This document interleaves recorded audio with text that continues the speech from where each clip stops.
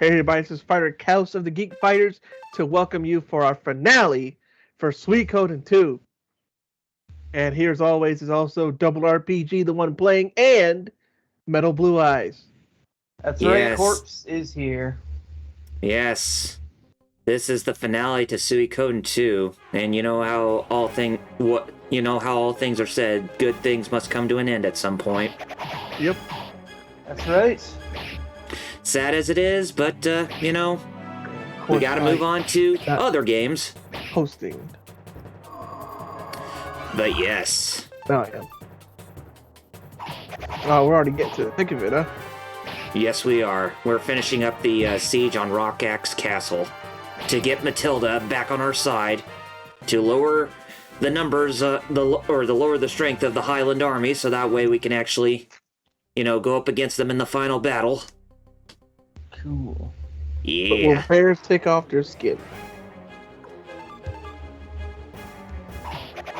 Make sure that their power rings are melting so that we can make them gone forever. And then they scream like a banshee.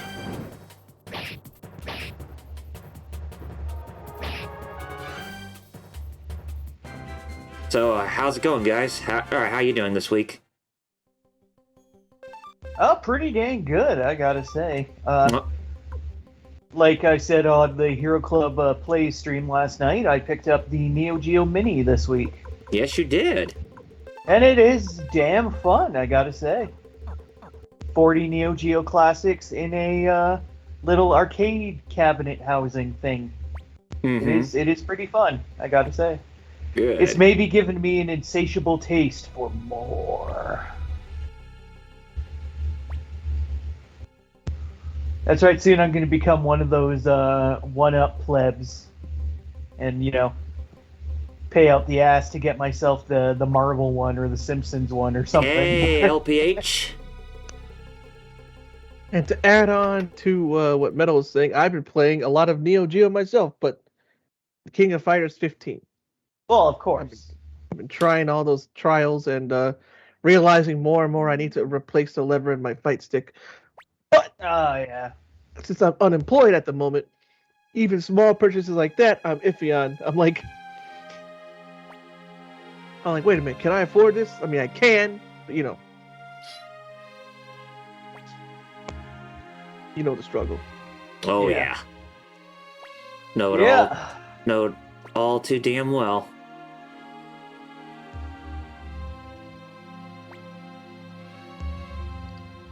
So, Joey. yep, Joey back, trying to stop us from burning the Highland Kingdom's flags and putting our army's flags on top instead. Oh, hey, Star Child. Oh, Star Child said he played Cyberpunk. And he also played and streamed that Relayer demo. And if you don't know, Relayer is this Super Robot Wars style type of game that got a demo just now, which wasn't expected. Neat. Oh, yeah. Cyberpunk, since it got another big patch that's ironed out a lot of the bad stuff, so... Mm-hmm. No, it is slowly becoming something worth playing. Yeah, but part of me probably says maybe they should have waited until the PS5 and Xbox Series X launched for that game to launch too, But, well, look where we are now. Yep. Well, for me, I've been playing more Xenoblade Chronicles Definitive Edition. Just playing more of that game just to get prepared for Xenoblade Chronicles 3. I have to get through Xenoblade Chronicles 1 before I go through Xenoblade Chronicles 2 before I start playing Xenoblade Chronicles 3. Oh, yeah. Yeah. Gotta do the full run. Oh, Gerudo. He caught up to us and is now gonna shoot us and Joey down. Crap. So, according to InspiroBot, I am a clown, and there's no laughing matter. All right. So apparently we're all clowns, and that's not a laughing matter. So good to know. This is currently not a laughing matter right now. Guess who just got shot down with an arrow? Ooh. Yeah. That son of a bitch. This is the reason why that man, you will hate him, is because he did something very vile and sick and just downright disgusting. So, like Griffin. Yeah. I would say probably even worse. Well, This is one of the only battles in the game where we have Joey fighting alongside us. Or something like this.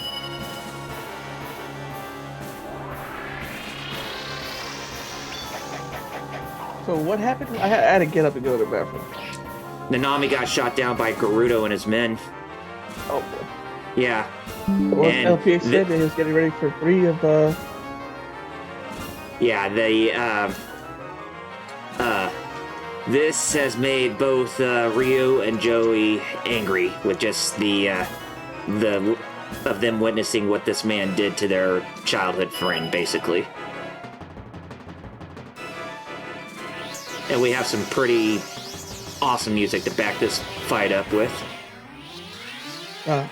It's called Iron Fist of Anger. The name of the track.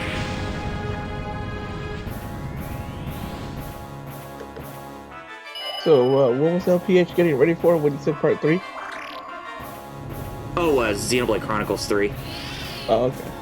Yeah, since I said that, I was playing Xenoblade Chronicles Definitive Edition on my Switch. Oh, Chronicles 3. Star Shell was mentioning the update for PS5s and stuff, yeah. And you also got to see a glimpse of Joey's level 4 ability for the Black Sword Rune, which is called Hungry Friend.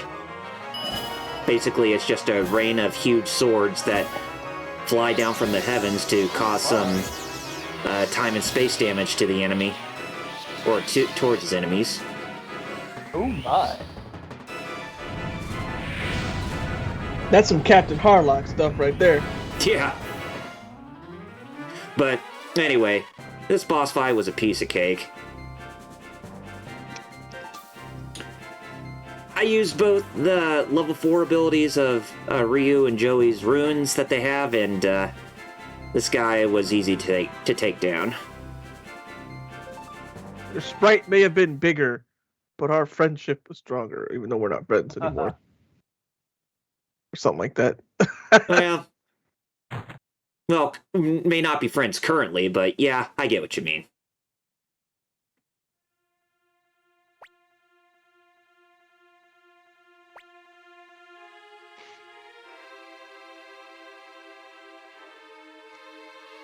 Buster Wolf! Oh.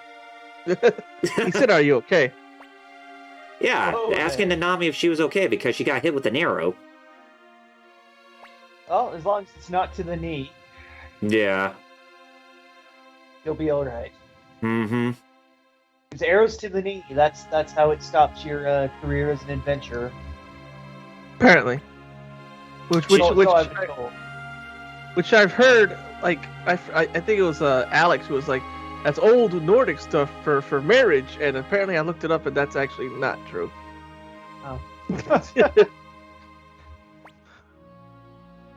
Now, right before the boss fight, you may have noticed that there was a section where Rio had to, select what he wanted to say.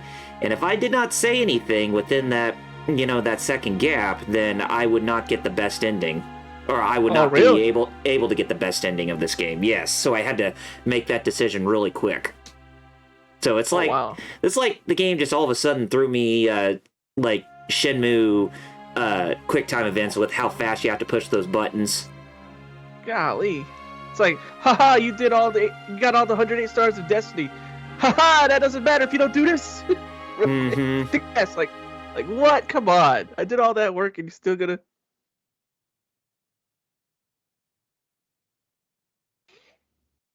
Oh, poor Rio.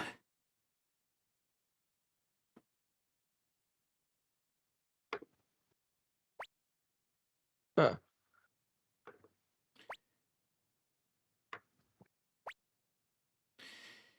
Yeah, I would say that Rio, or yeah, the main hero of Suikoden 2, he definitely does portray a lot more emotion than what McDowell did in the first game, because you could definitely see the new sprite animations that the other didn't have.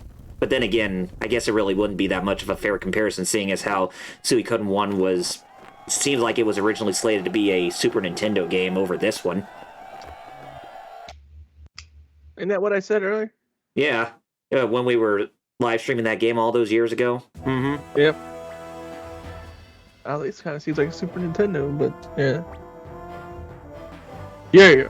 Yeah. So our army was fighting in a traditional Get your army free audio battle. book now.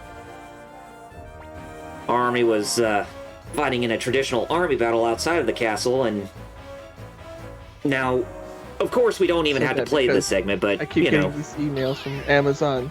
Get your free audiobook. No. I get those all the time too. So.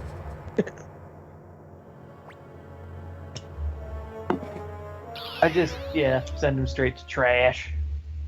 Yeah, I'm just like, yeah, I mean, exactly. So I already did it once. I already got a free audiobook, and then I was like, no.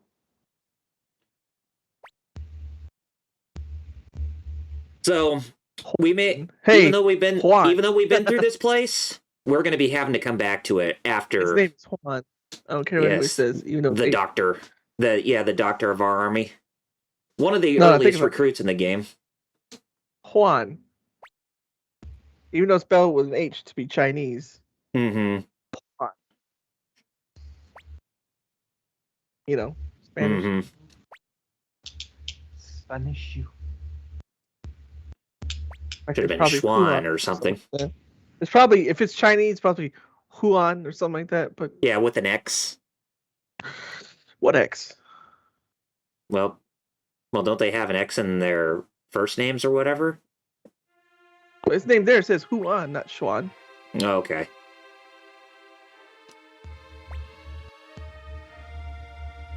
Thank you, language professor Kos. Legally, I can't say that. I know. You know, I know. This scene in particular. As I'm into it, yeah. This scene in particular, you figure that a lot more people from our army would actually be here outside of the doctor's office wondering one of the best morale boosters of the army is going to be okay, you know? It's like, this is an insult.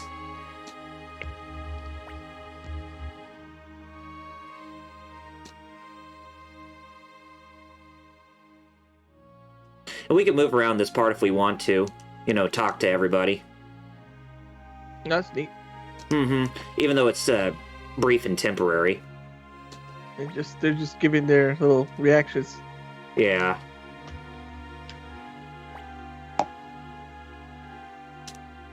Oh. It's like I said, you figured that everybody within, this and within our army would actually come here, but I mean, sure, Nanami may have been naive and just seemed like she wanted to be at the center of attention, but at least, she was a morale booster as much as, Rio was. Or Rio is, I mean.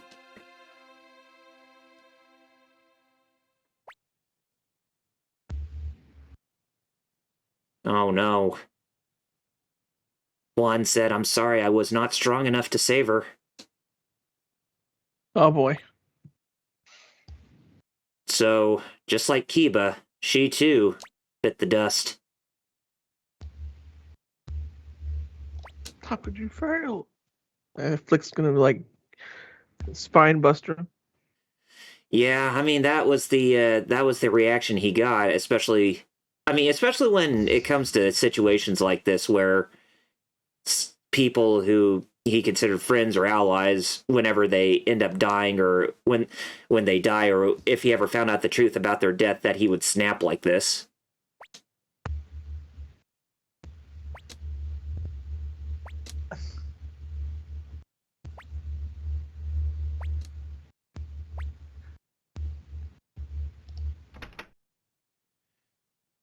Well, that takes care of that scene, so now we can start moving around again. And as I said, we're going to be taking a trip back to Rockaxe, so...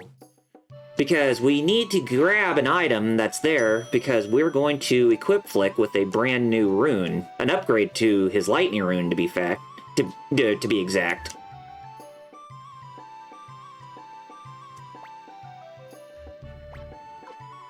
And that rune, of course, is the Thunder rune. And if you remember how I told you in the last episode that there are elemental runes that are basically a stronger version of the regular elemental runes in this game. Like how the fire's upgrade is rage, water's is flowing, lightning's is thunder, wind is cyclone, and earth is Mother Earth. Oh boy. Yeah.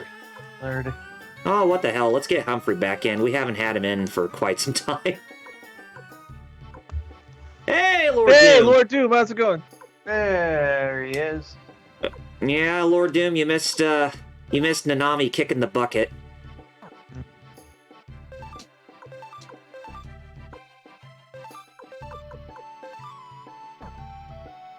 So yeah, as I said, How hard that bucket was kicked?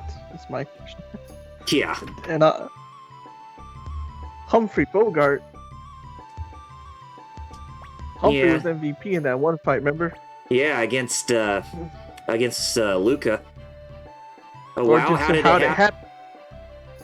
Oh, it was story-based. We finished off Rockaxe Castle, and that bastard Goridos and his men shot her down with an arrow. But not to the knee, fortunately, but just, shot her down. But Kyle did answer fast enough. Yes, I did. So, brace yourselves, we are going to get the best ending of this game. Woo! Golden endings are always the best. Oh, yes, they are. Like when I play Persona 4 Golden. Which I have on Steam, and I still haven't started it yet. Probably because I'm like, oh boy, all of the social links, man. Mm-hmm. Star Child said, personally, he was always glad we didn't have to deal with her character anymore. Well, yeah, I mean, she is pretty annoying for a character. I mean, but then again, with her being a happy-go-lucky type of person who's worrying about the well-being, especially of her little brother and Joey and everyone else around her. I mean, how can you blame her, I'll find a way.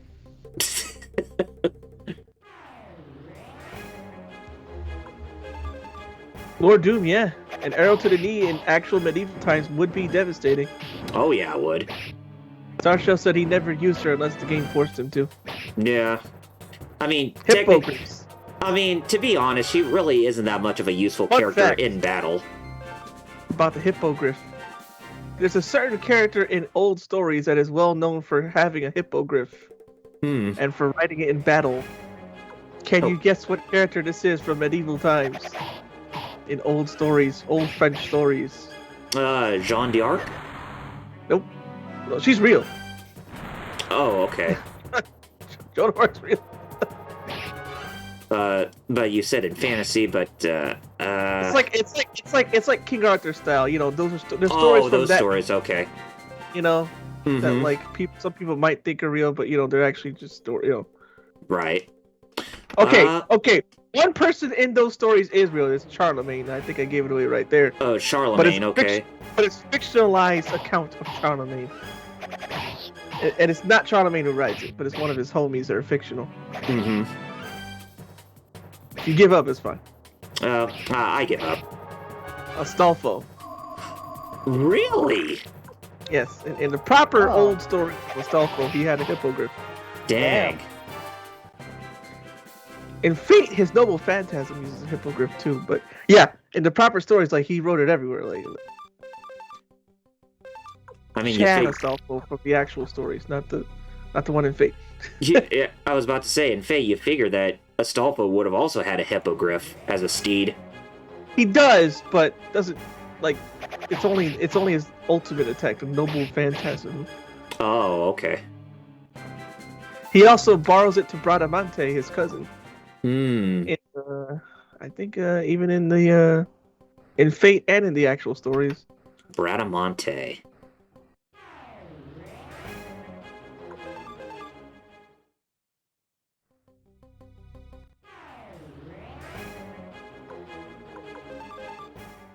That's funny that you're. I just noticed. I was like, huh, you're fighting these things. You're supposed to be good guys. Yeah, I know, right? Yeah, you figure that since we're here, that the fighting still wouldn't. I mean, there wouldn't be any like random enemies or whatever being inside this place. Since we pretty much liberated it now from Highland's control. Freaking Yeah, RPG. They're random encounters. Still got to be on, even though technically story-wise they shouldn't be. yeah. Lord Doom said if he had a hippogriff, he'd ride it everywhere. I bet he would. There's stuff Astolfo has in the actual stories that he doesn't have in Fate. Like, apparently, like he chased demons all the way to hell. He rode to the moon, and all that stuff. Like, he did a lot of crazy feats in actual stories, but in the Fate games, it's like, look at this funny androgynous person. Haha, isn't that funny? Like there's actually way more they could have done with. You need to carry in water when you get in. Okay. Lord Doom said, "Hey everyone, look at this weird animal I have. If you touch him without permission, the consequences will be grave. And Lord Doom also said, "Kid Goku." He put that rabbit on the moon, Lord Doom said. He did. Yeah. Kid Goku did. And that rabbit, that's OP, boss rabbit. That rabbit's dead. Oh yeah. Where Roshi blew up the moon, didn't he? Yeah, he did. Yeah, that rabbit. Oh shit. It's like they wait for you to stream. Yeah. Well, my mom just came home from doing some errands, and now she needs me to help her out real quick with putting like a jug of water in a. Yeah, so. I mean, by the way, Alex ain't gonna be waiting for us at Discord. Yeah, either. he said he's super tired. So you don't gotta worry about that either. Lord Doom said the fact that he legit did that was insane, though. No kidding. What, Kid Goku putting Boss Rabbit on the moon or Roshi blowing it up, or both? The answer is yes to everything. Yes. Answer is yes. How much money would you like to make? Yes. That's what basically the job. I wanted to answer that when I applied this one job. How much money do you want as your salary? I was like, how about yes? Lord Doom said, also, would that confirm that Goku could breathe in space as a kid? Or is the power pole faster than light? If he was able to go to the moon that fast, and the moon being, what, how many hundreds of thousands or millions of miles away? I'm going to say the power pole is faster than light. Yeah, probably. I mean, that's how he managed to get out of that big, huge, hot, boiling thing of fire in the finale of Dragon Ball. Oh, yeah.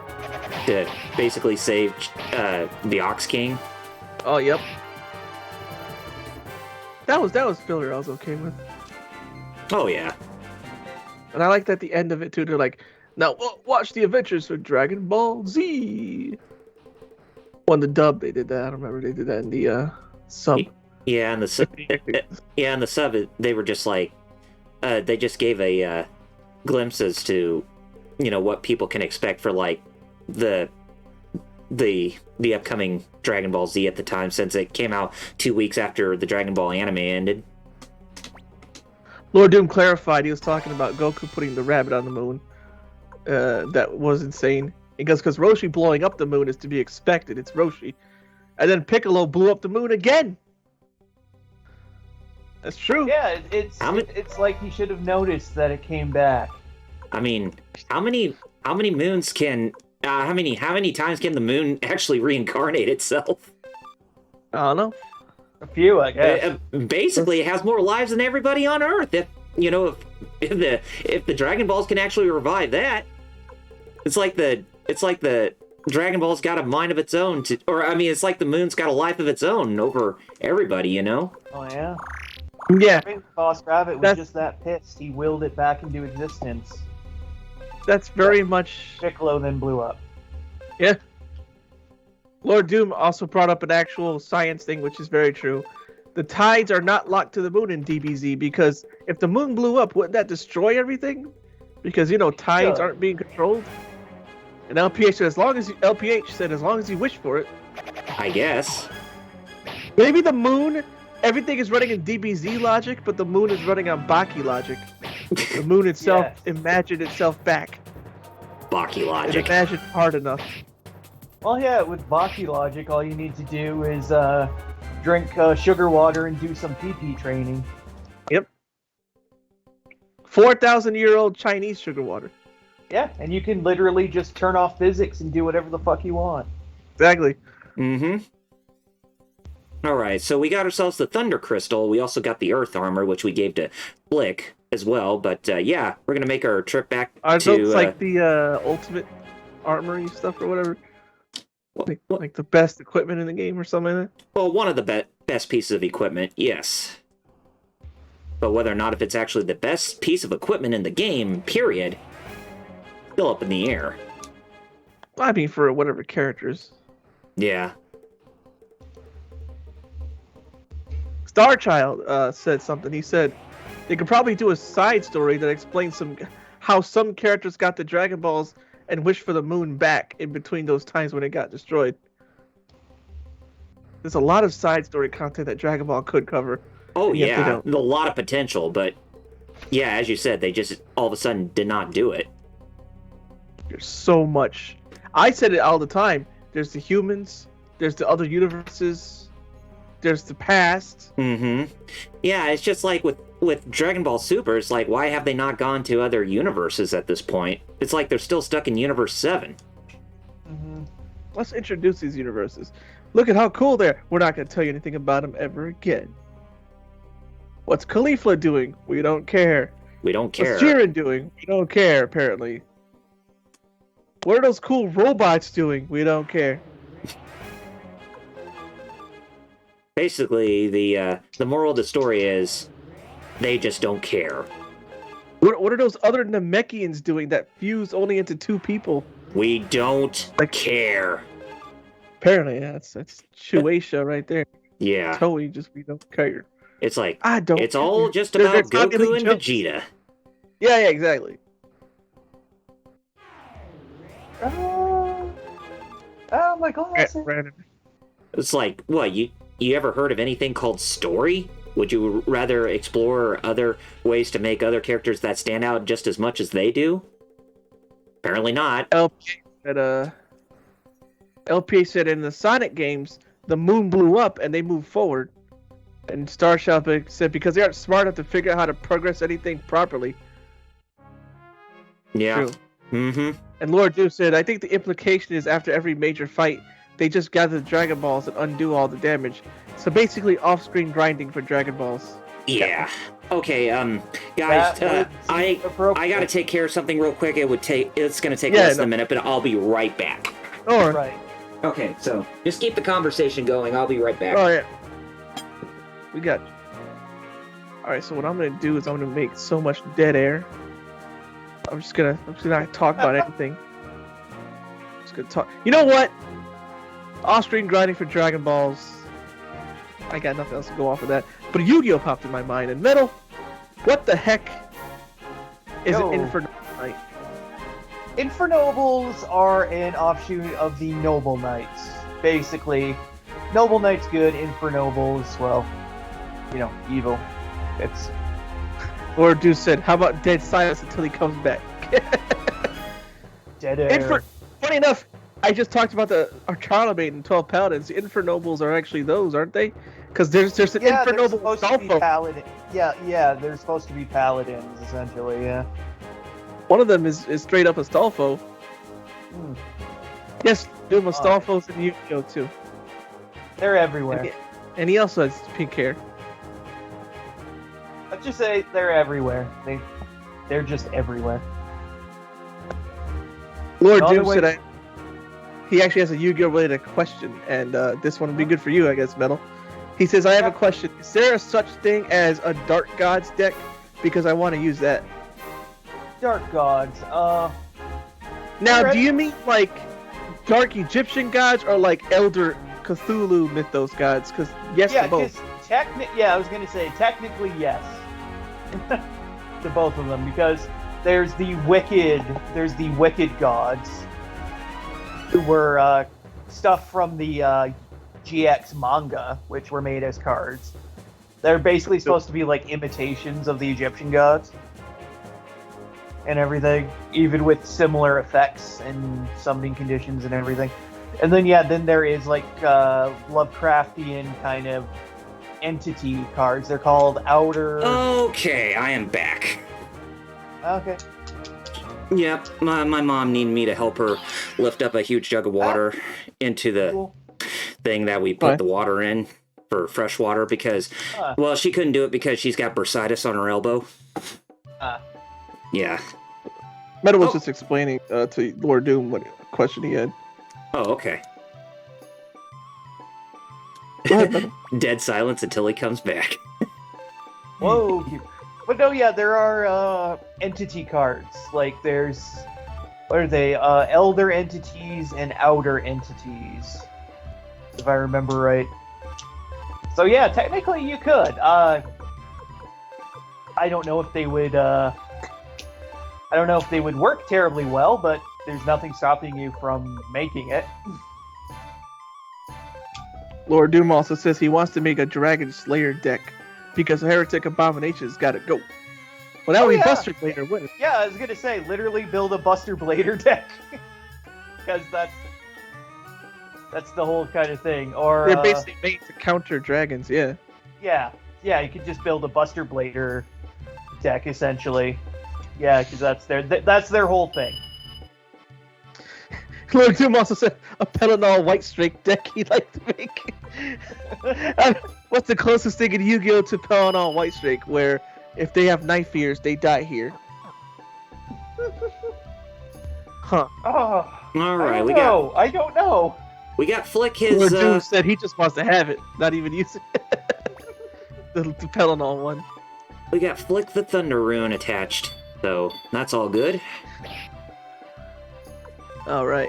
And Starshadow said he watched a video a while back where the creators of South Park explained proper storytelling. Mm-hmm. And it was the simplest and best explanation he actually saw when he started talking about how people set up stories wrong. It immediately made him think of Dragon Ball Super. Oh. So what's the next thing to do since you got the Thunder Rune? Well, next thing to do is progress a little bit more with the story because we're about to make our way towards the final area. So, gotta go to the meeting hall or the gathering hall and find Shu there. And funny enough, Lord Doom, he said he thinks he might get back to collecting the physical cards. I kind of want to now too. If I didn't lose my job, I would be buying them now myself. Like, I'd at least buy some tins or something, or whatever. What is that you buy a bunch of? What are they called? Like, you buy like they're like really. They have like a ton of cards, cases. What are they called? Or packs. Oh, boxes. Yeah, the boxes. I might buy one of those. Yeah, because it's like 24 packs, essentially. So. Lord Doom said what got him to thinking about it was he found his old box of his old cards, which I still have my deck box on top of my drawer. Nice. And my starter pack box on top of that drawer. I gotta find my Digimon cards though, apparently, so see if Wheels or Sound Out want them.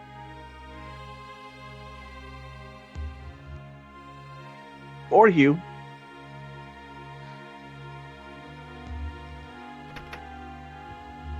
Okay, let's do it. Yep. Rio's like, let's do it. Yeah, he says let's do it, but and then Rio does a Kamehameha. He slumps to the ground in shock because of all he's witnessed. That dude just walked. I'm about to say, holy crap! He just walked. Wait a minute. It's not supposed to be there. The Black Skull Dragon. I'm also reading the Yu-Gi-Oh manga. Ah. Yeah, that's right. Yeah, I remember. Yeah, they're fighting those two twins. I was asking you about tag team duels. Oh yeah, the Para and Docs. That's right.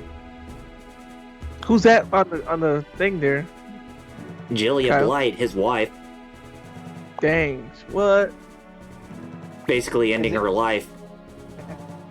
If you don't ante up with the Para, you'll get Docs. She I got already doxxed. said- What are you talking about? It's a joke I don't know.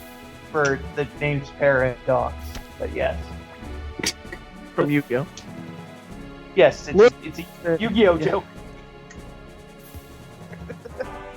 Lord Dude said he forgets which structured deck it came from, but he has a deck with Elemental Hero Blade Edge as the first card. Oh, Blade Edge. Yeah, he's wondering what deck that may have came from. Well, you could. Here, actually, I can just quickly go on the one of the two Yu-Gi-Oh wikis. I will not say which because there is, a fandom war over that. Much like the Pokemon information wiki. In some of our, I didn't know there was. I thought it was just because one of those gives us malware from time, like warnings. Although I haven't gotten any every time I went there myself.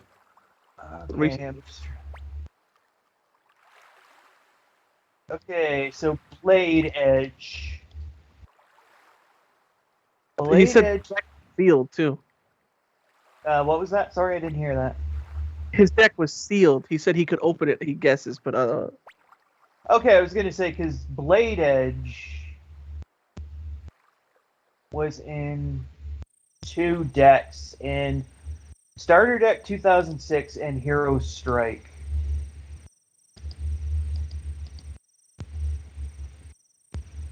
Don't know if that helps or not.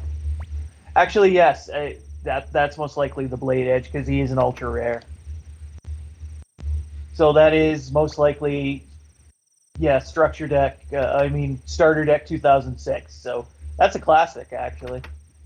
well, there you go, Lord Dude. That's a classic starter. I still have my Yugi, Joey, and Pegasus decks. Pegasus, yeah. But the only one I found was my Yugi one, and I know I have Pegasus because I literally have Toon cards everywhere.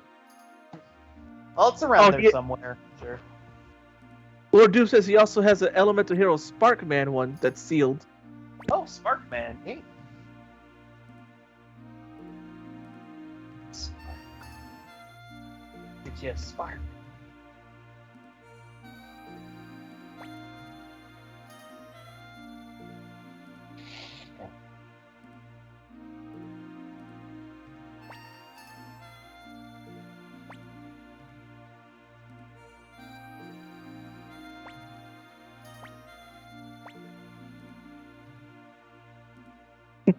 Apple, there are 3 cards on that table there.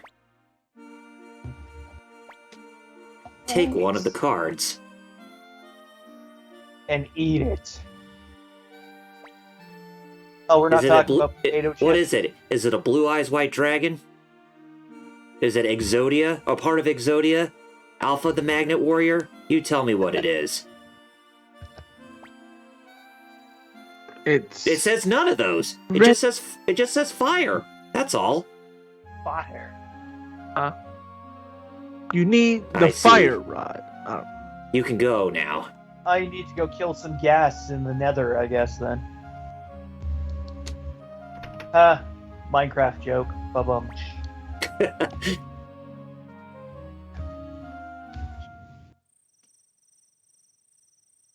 Sparkman is limited edition and Blade Edge is first edition.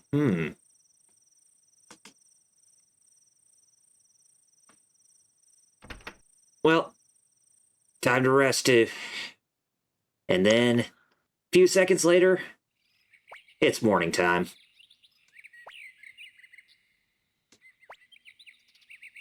We have a war we have to win. We have to win, yes.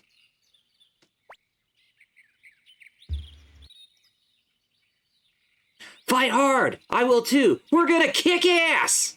That's what Chaco said. Of course we will.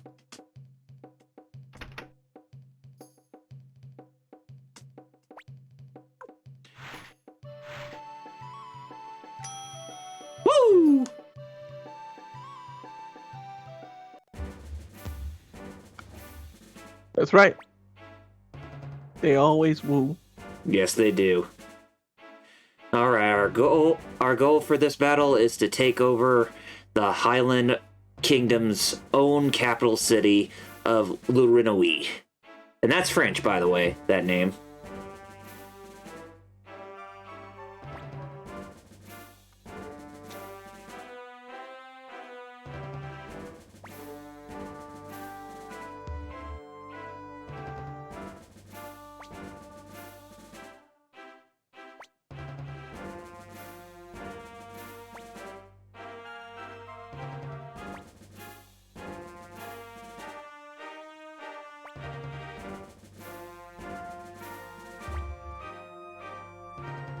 Lord Doom says that he needs to get the Mirage Knight and the Dark Flare Knight and Dark Paladin. You guys are talking about more Yu-Gi-Oh cards. Oh, hey, Project. I didn't know that. He said, Oh. screw Minecraft. Oh yeah, I just literally saw his name Project just now Hater. as soon as you said it. This is the finale, so more people are going to be here. We're finishing this. Yes, we're finishing this up today. Also, we're probably not going to go to Discord. Probably just go to another Skype call. After Yeah. we get done with this, okay. Yeah. That's fine. Would make sense. Good.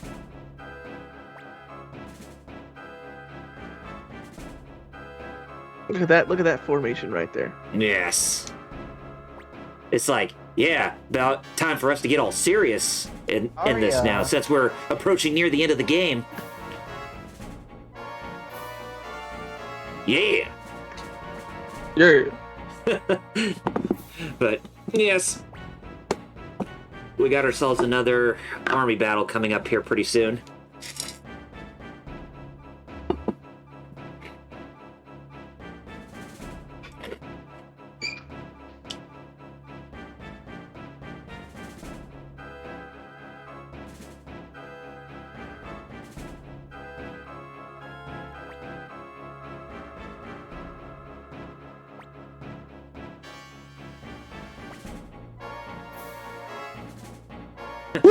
Victor's like, bah, I always get the dirty jobs. Well, somebody's got to do it.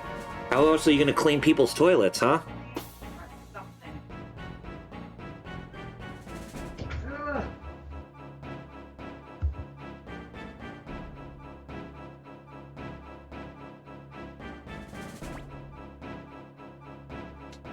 And she was like, okay, my last mission. And then more bark bombing in this stream. As I said, an army battle is commencing, but thing about this army fight is that it's all automatic. Because it's story-based. More strictly story-based.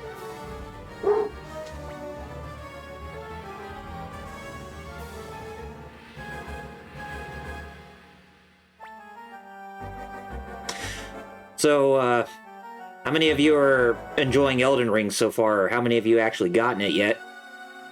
I haven't. I haven't either, even though it's on the way for me.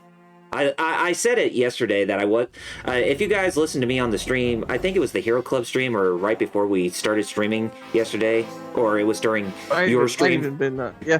It might have been your stream where I said, I wasn't planning on getting Elden Ring on PS5, but I got a $10 gift certificate from Best Buy, so I actually used that and bought the game online through Best Buy's website, and now it's on my way, so I probably will get it either Monday or Tuesday. Lord Doom said his copy is coming Monday. Project has not gotten it.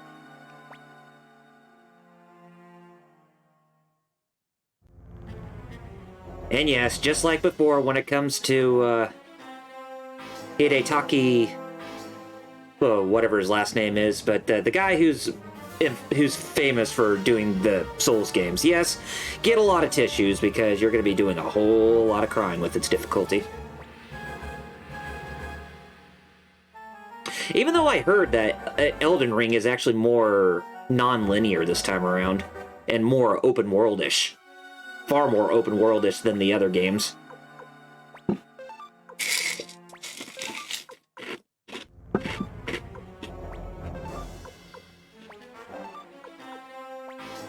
Now in this fight, Shu is the only member, or is the only one who... It's the first time he has his own military unit, but you can see that his attack and defense is all at 0. It's because he doesn't actually have an army to fight, basically. But you shall see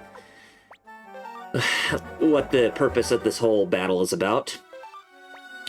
Lord Doom says, I saw a friend play it, and his character ran into an old friend. Oh boy, I like the quotes right there.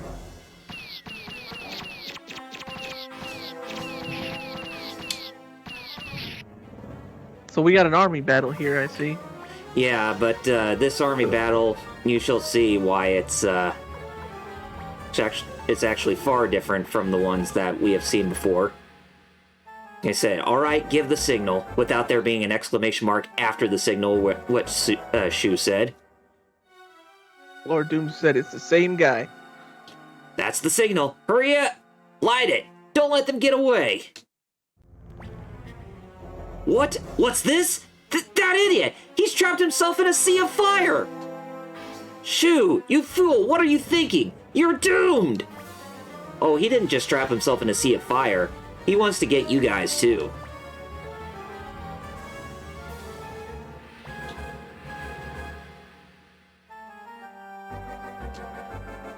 So, yeah. Remember that card that Apple took where it said fire? Oh, really? So From Software has the same guy who's in every game, even Armored Core. And he's in Elden Ring, too. Interesting. As I was saying, Yeah. you know that card that Apple Look at that took fire. from the table where it said fire? You know, that Shu showed her?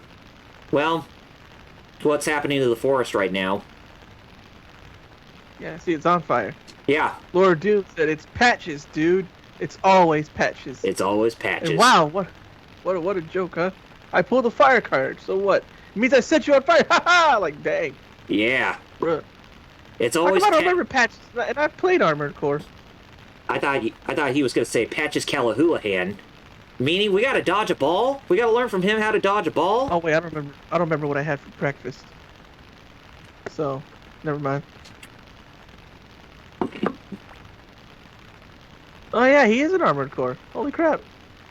If you can dodge fire, you can dodge a ball. Man, I wish there was a new Armored Core. That's the game I want. From Yeah, Software. well, the only way you're going to be able to play a new Armored Core is to play Demon X Machina. Yep. Which thankfully is on the Switch and PC. Did you get Demon X Machina through Epic Game Store since they had that for free? Holy crap, I forgot all about that. Oh, man. Patch to good luck, yep.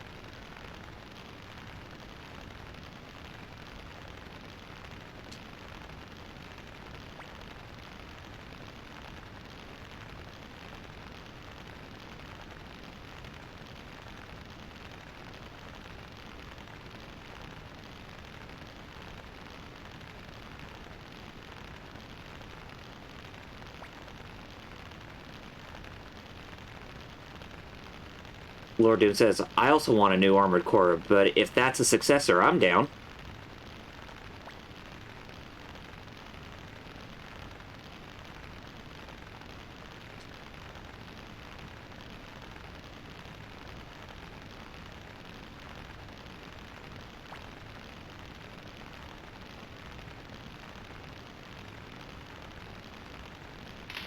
And if you could dodge a falling tree too, you can also dodge a ball. Just like what Shu did right there.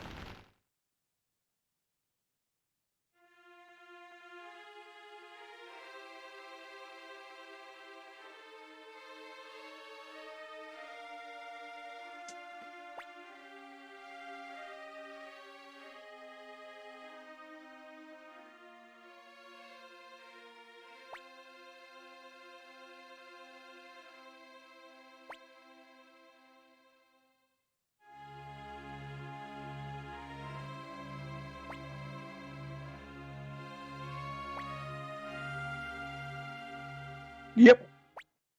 Lord Doom said I also want a new Armored Core, but if that's a successor, I'm down. Yeah. Demon X Machina. wonder if it plays well on Switch.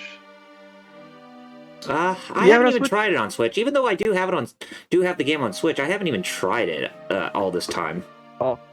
Because there's some games where I'm like, cool, it's on Switch, but then the Switch is like, haha, I'm overpowered. And I'm like, for the Switch, I think it was one of the games where they said that they actually recommend that Split Pad Pro that I showed you. oh, yeah. Mm-hmm. Because I think I remember there were copies of the game that actually came with the Split Pad Pro because they actually recommended that as the control to play the game, even though it doesn't have the HD Rumble. But still, if you wanted a really good core gaming experience, then that's how you had to play the game, was with that. But with that mount for the Hori Split Pad Pro coming, you can actually use that as a traditional controller when you have the Switch on docked mode.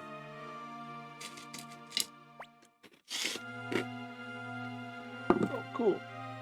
Yeah.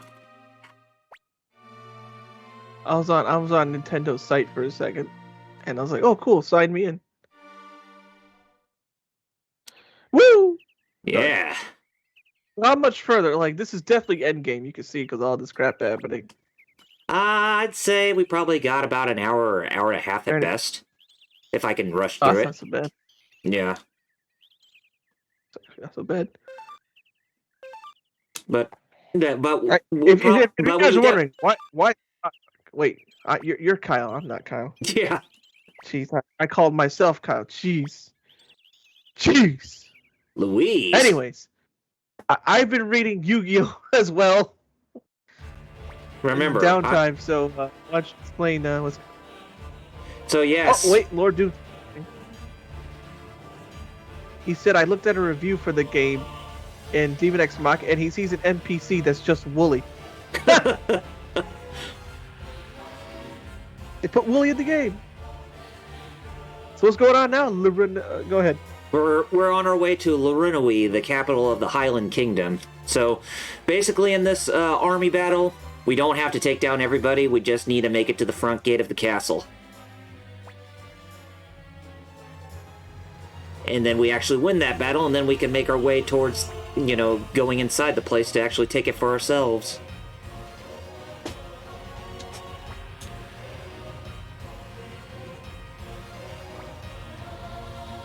So, Genkaku's best friend, Han Cunningham. The original wielder of the Black Sword rune. So, Joey's predecessor of that rune. And yeah, we will be fighting him inside the capital, too. So yeah, as I said, for this battle, all we just need to do is take the front gate, and then we win this fight. And yes, this will be the last time you will ever see us using this, this screen. Or using this gameplay mechanic for this game.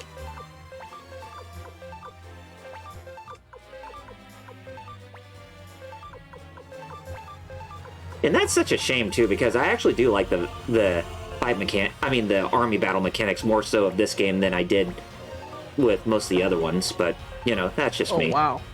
Lord Doom said that NPC literally has the same kind of dreads, and he's even wearing mostly green, which is what Wooly wears usually. Oh, wow. That is scary. Will he play a lot of Souls games or something? I know he likes mecha. Yeah. I don't know. From Software could have legitimately been like, let's put him in the game. Let's put this guy who's basically like him in the game. And me personally, I don't mind the Souls games, but I do believe that for games like games like them, there at least should be I would say a difficulty option, just as an option for the game. That's what I wish Yakuza 7 had.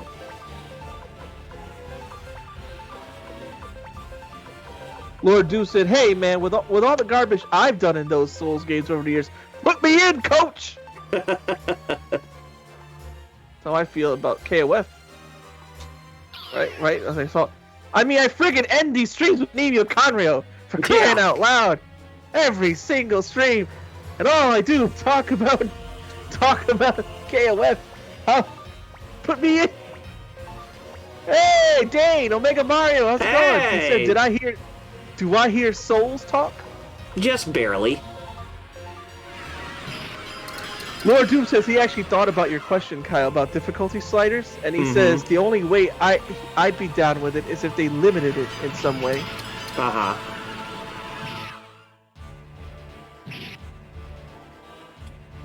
You know, remember when every gamer journalist didn't know any, which is most of them, where they said any game that's slightly hard they call it the Dark Souls of blah blah blah. Yeah. Like when Crash Bandicoot came out, they called it the like Dark Souls of platformers. Like, oh my god. Well, the same thing they said for Cuphead. It's just because it's hard doesn't make it the Dark Souls of whatever. If anything, genre. Right. It's not the Dark Souls of anything. I would just call it more of the Battletoads of anything, because that game is infamous for its difficulty. Lord Doom says like a caveat he'd have is like if they did have a difficulty slider is like if you play on easy, but boss weapon vendors don't spawn in or something like that. Yeah, like that's a trade-off. I could see that. I can most certainly see that, for sure. Elden Ring doesn't have one, right? You just play it?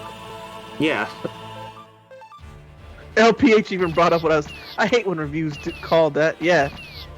Those reviews that just calls it the Dark Souls of blah blah blah. It's like journalists forgot to say it's just call it a hard game. Or a difficult game. Just don't compare it to something that, I mean, I know it's popular in modern times, but still, just don't call anything like the Dark Souls of this blah blah blah blah.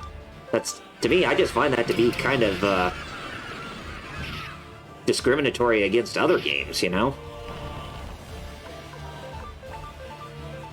Lord Doom said Mega Man Network Transmission is actually the hardest game he ever played, and even harder, way more than Dark Souls. Was that the RPG on GameCube? Or no, that was a side-scroller in the vein of the original Mega Man. Yeah, but it was set in the Battle Network universe. Yeah, it was a more traditional Mega Man, but oh, okay.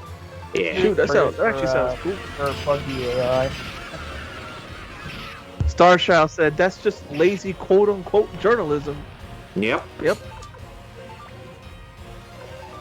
All right, we made it to the front gates. And none of our units got ransacked or whatever. So like I said, we just need to get to the front gate of the place and we actually get victory. It's like Lord Doom for a game, you know, like any of the Souls games, for you to cheat, it's like nobody's gonna blame you. I mean, for games that are hard, it's like they want you to cheat. Or at least, you know, consider that as an option. I mean, I know they consider that as I know when it comes to Battletoads, it's like, you know, they consider that as an option hardcore. Lord Doom said, I'm unapologetic about his cheating. Yeah. In network. Yeah. Oh, and in network transmission, yeah. Oh, yeah. I mean, when I was growing up and back in those days, Nintendo hard games, and they were single player, I cheated. Shoot. I couldn't beat them old school Nintendo hard games growing up. I beat them by using the good old Game Genie. I put a picture in TGF Discord for you know, people who pay, or you know, who we I took it in Discord. I put a picture of Kaiba in there that I thought was funny from the manga. But yeah, you don't cheat online, but you only just cheat offline. Right, no, exactly. Never, yeah, no, exactly. If it's offline, but if it's online, no. You're being a D-bag. If it's exactly. Online. And we don't want you to be a D-bag. Lord Doom said, I straight up bought a GameCube Game Shark or Action Replay, I forgot which one, but he bought it specifically for network transmission. Because network transmission actually was pretty tough. I can even attest to it because I actually tried it out once.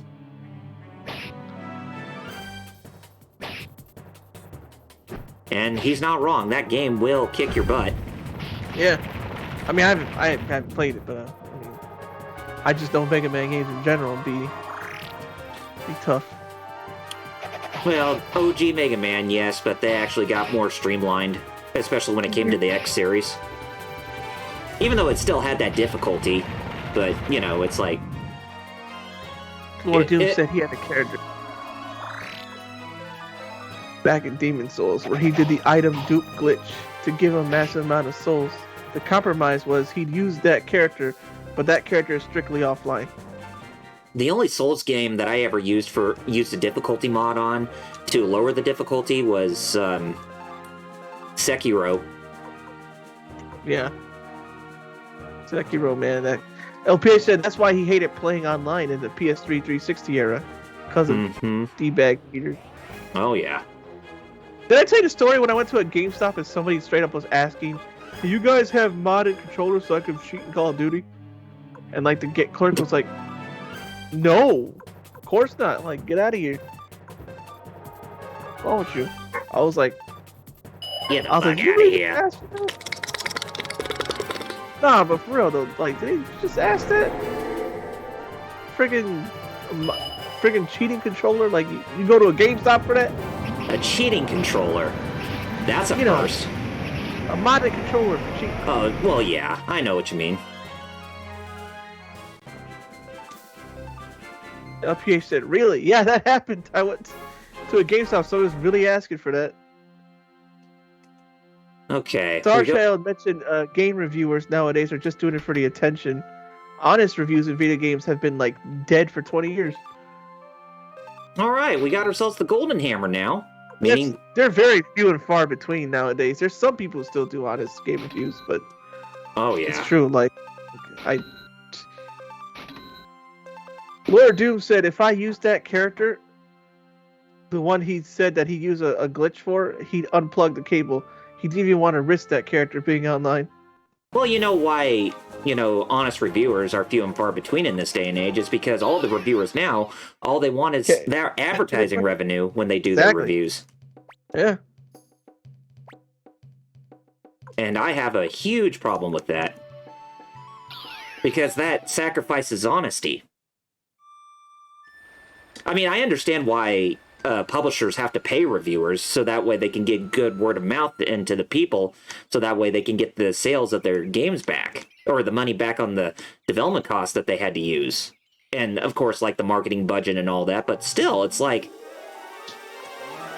even if you do stuff like that, make sure that there is honesty in your beliefs. Otherwise, if you're not honest, then people are not going to give your games a second shot or whatever. And we're getting deep.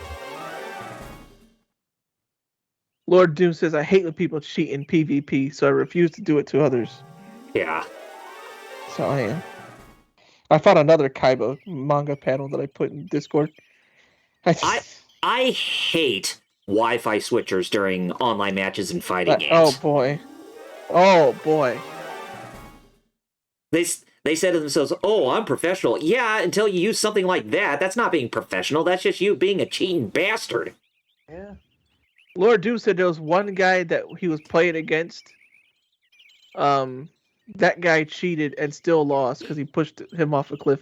That guy cheated, still lost, and that was hilarious. Starshadow said WWE 2K14 on his 360 has modded characters, but after that game, they changed how the community creations operated. Okay, you guys might be wondering, why am I going back to Greg Minister? Yeah, why are you climbing? Yeah. Well, I'm going back to Greg Minister because you remember that side quest that we had with the first game's hero? Or main hero, or main protagonist? McDole? From the first game? Yeah, from the first you game. meet him? The one where we had that special side quest in this game when we had to, use the save data. Yeah, where you meet him, yeah. Yeah. Well, we're going to be using him in the final battle, when we're going through Lurinui. Because that Soul Eater rune of his is actually going to be a huge help when we go up against, the bosses in that castle.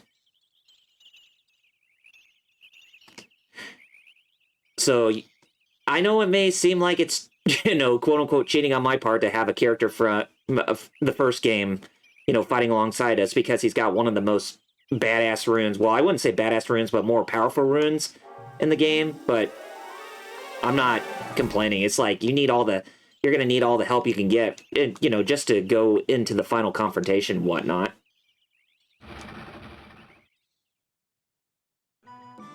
He even sent Lord Doom a salty message afterwards. Dang. Well, yeah, Lord Doom was talking about how he beat that guy anyways. He had God mode, but his attack still staggered him, so he lured him to a high spot and kicked him off a cliff. My sword couldn't hurt him, but gravity still could. Yeah, wow. That dude actually, like you said, the message, he said what the message said. The dude sent him a message saying, hey, fight with us, please. Now, he didn't say that. That's what the game was saying. Mm-hmm. McDolejoy's party. Lord Doom said that dude sent a message calling him cheap. And Lord Doom's like, dude, you were literally immortal. Yeah. How much of an advantage do you need? How's a cheater going to call you cheap? Some people, man, right? Kyle, that's like... Yeah, I mean, if you go up against somebody like Daigo Umehara or Justin Wong, it's like, you might as well cheat if you're not that good on their level, No, I'm saying, what? Oh, well, I mean... What even close to... I was talking about how you gonna cheat, lose, and then say the other guy's being cheap when you're literally cheating. Yeah, I was just using that as like a comparison. Because it seems like for Lord Doom's case, the one he was going up against was, was godlike in the type of game he was playing. So Lord Doom, or was he just using God mode on some scrub?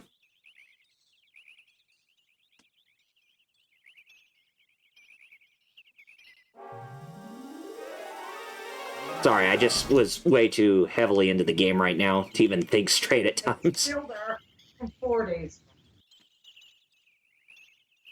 I am literal. I will not. Just give him a gun that shoots golden gun N64 bullets and immortality, and also an aimbot. But yeah, I agree. Okay, never mind. Lord Doom said, just give him a gun that shoots golden N64 bullets and immortality, and also an aimbot. Give him everything. I saw what the message was going on, Jerry. So Lord Doom was going up against a guy who was cheating. Okay. Yeah, that's what. Yeah. Lord Doom said maybe with all that combined, maybe he can beat him. One guy sitting there playing legit. Nee would run into cheaters in Tekken, and he'd still beat them. Mm-hmm. It's like, when it comes to online games, how is it that there are those who can always find something exploitive to use and still call themselves, like, God tier, Some people have the most fragile egos. Yeah. Which is strange, because I literally have a mental illness that's like basically all about fragile egos and taking everything as a tech. And even I'm like, bro. It's just a game. Calm down. Even I'm like, bro, it's just... Lord Doom said, well, there's an answer to that.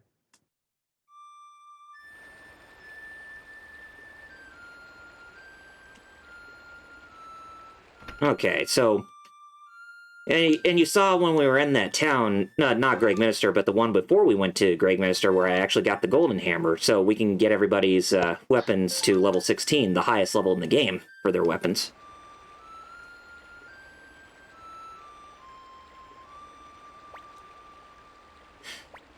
But the one thing I really can't stand when it comes to online games is that when you're playing against somebody and you actually turn out to be really good, but when they're about to die, all of a sudden they just go God mode on you.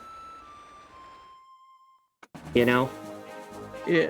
Starshot he says he has a video on his YouTube where he ran to a cheater in Halo. In Halo 4. I remember running into them in Halo Reach as well when he said they're usually rampant when the games first come out, but get dealt with pretty quick. Lord Doom said there was this guy that would spend thousands buying the most up-to-date PC. And then on top of that, to buy cheating software because, in his words, I only have fun when I win, and rooting the experience for other people is not my problem. Wow, what a... Damn, what a D-bag. Yeah. Yeah, he sounds like a real winner. You know what I mean? Speaking of metal, did you run into those cheaters in Yu-Gi-Oh! Master Duel? I have. Oh boy. Hmm. Like people like straight up had banned cards.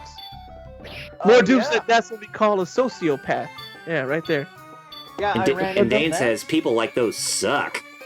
Like I've only That run they into do, like, man. like one guy who was running like banned cards, and I've run into like one guy who was running like a 6-card deck. That was like all the pieces of Exodia plus Pot of Greed. Golly. So, yeah. Lord Doom said, I want blank and I don't care what it takes to get, I just want it. Yep.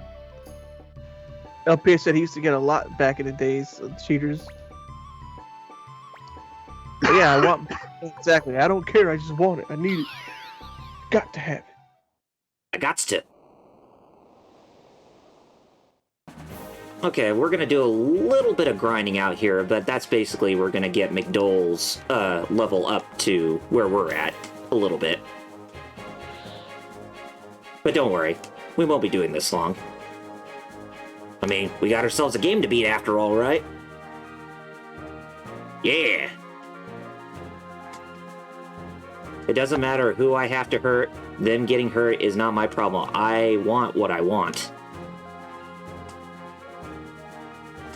Just like how Kaiba got the Blue Eyes White Dragon card from Yugi's grandpa. He had to hurt him. Literally now I'm reading in the manga Kaiba challenging Yugi to another duel. It's funny you bring that up. And Lord Doom continues, yeah, the type of people that are like that. It doesn't matter who I have to hurt. Them getting hurt's not my problem. I want what I want. Yep. Sad but true. Ed was talking about the 6-card deck. I heard another one. Another hack is forcing you to auto surrender, but I think they patched that one.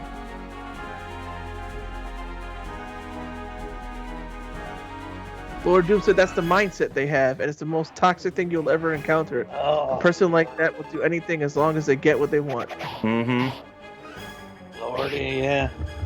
Anyway, I just gotta pop off for a minute. I'll be back. Alright. Alrighty. Your step. So you're fighting these guys, huh? They give experience? Yeah, I'm just trying to get McDole up to at least level 50, so that way he'll be at a good level. Oh yeah, he's only 42. Mm-hmm. Because remember, when we used him, he was at level 38 during that side quest. LPA said, I could tell who the hackers and cheaters are, and 7 out of 10 times I win.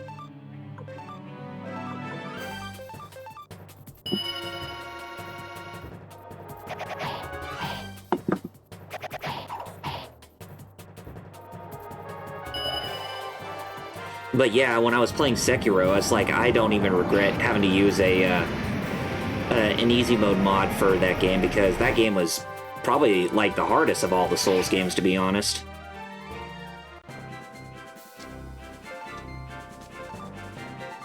I mean, even though I still like the game, but honestly, I would have preferred a Tenchu over Sekiro, you know? Lord Doom says, in Dark Souls, if he saw a crystal weapon, he'd jump off and die. Because the hackers use that weapon exclusively, and those are the hacked weapons that will ban you and kill you. Dang. I still don't... though that's crazy. The fact that they could ban you somehow. Mm-hmm. Your account is banned. Wait, because I got hit by some jerk? LPA says, by the name alone, you know you're dealing with a cheater. A lot of times, on Tekken, when I see like weird names, I'm like, that's either a cheater or a smurf. Mm-hmm.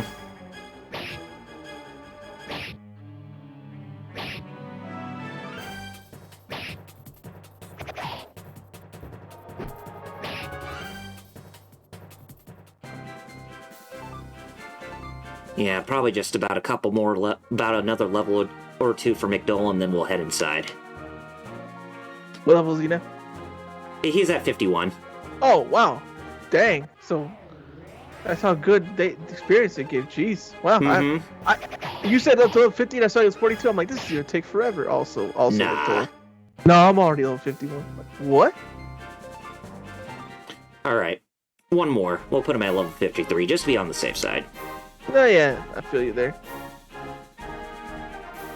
Then I'll probably head back to the castle and rest up real quick before going inside the the final dungeon, so that way everybody's healed and they have all their runes at the max amount that we can use. That's a smart thing to do. Yeah. Lord Doom also, they had another thing they do in the Souls where they hack the game and drop 1,000 of an item in your inventory, and that would cause the anti-cheat stuff to kick in and ban you because you're not a hacker. You're playing legit. What the heck? I mean, I have the Demon Souls remake on PS5, and I haven't even had to use a cheat device or whatever because, the whole thing that the whole saying goes, trial and error, basically.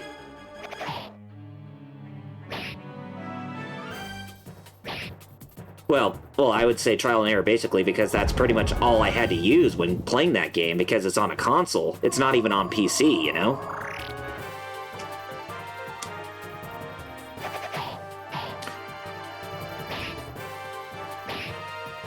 Oh, my man George. Took them both down.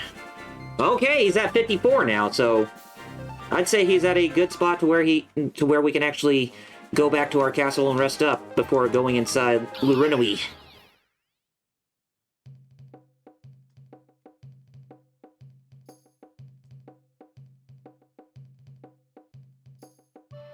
Although, if there's one thing I don't particularly like about the Souls games is how they use the shoulder buttons as the attack buttons.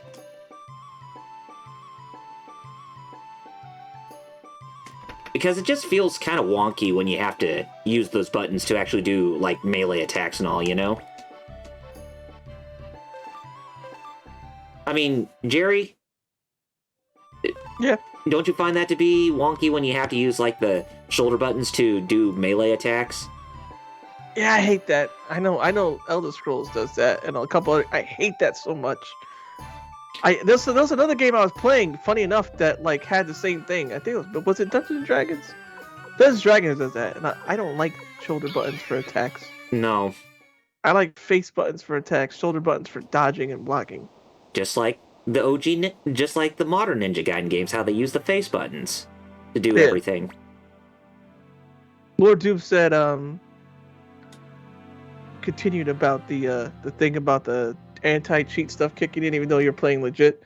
They would force them into your inventory so you get invaded, see your screen fill with you've obtained blank soul item, and then you'd get banned. It was a pure clown shoes move.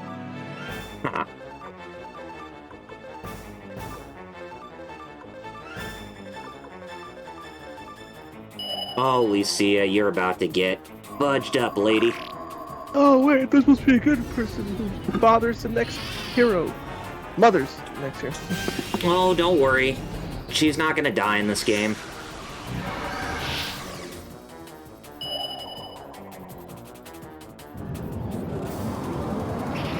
Besides, it won't even take very long just to take her down.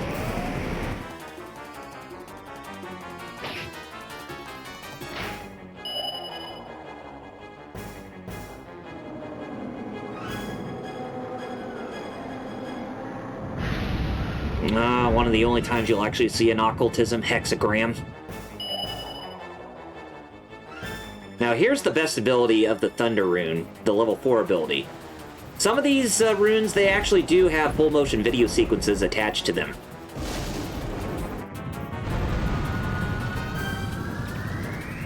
Oh hey, look at that. Mm-hmm. Yep, she was easy peasy.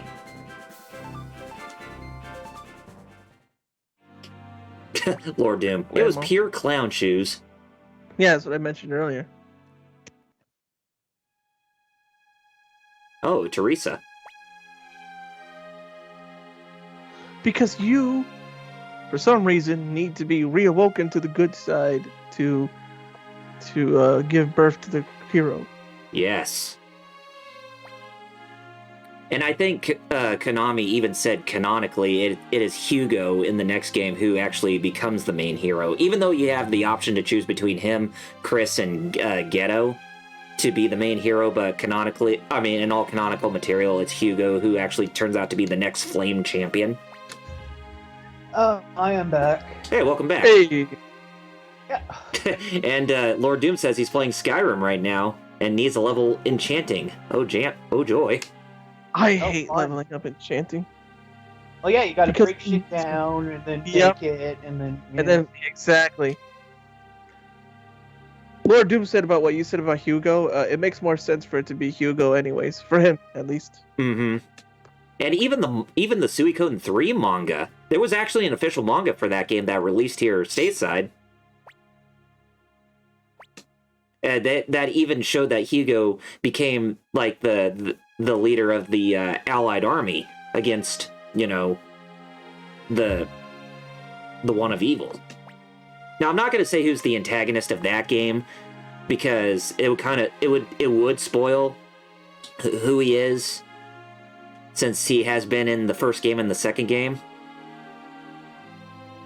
And Starchild says he always chose Ghetto as the main hero. Yeah, I tried to use both Chris and Ghetto as main heroes, but they're kind of hard because they really don't adapt well to the true fire rune. Especially in Ghetto's case, since he was originally the true lightning rune wielder. And he still has that true rune on him.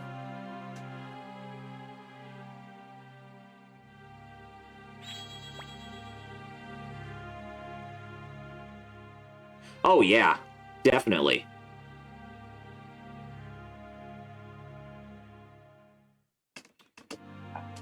Okay, so we got done with that boss fight. It's time to press on. Now you can see there's a darker color scheme for the Highland Army soldiers. These guys give off more experience points, by the way. Ah, Yes.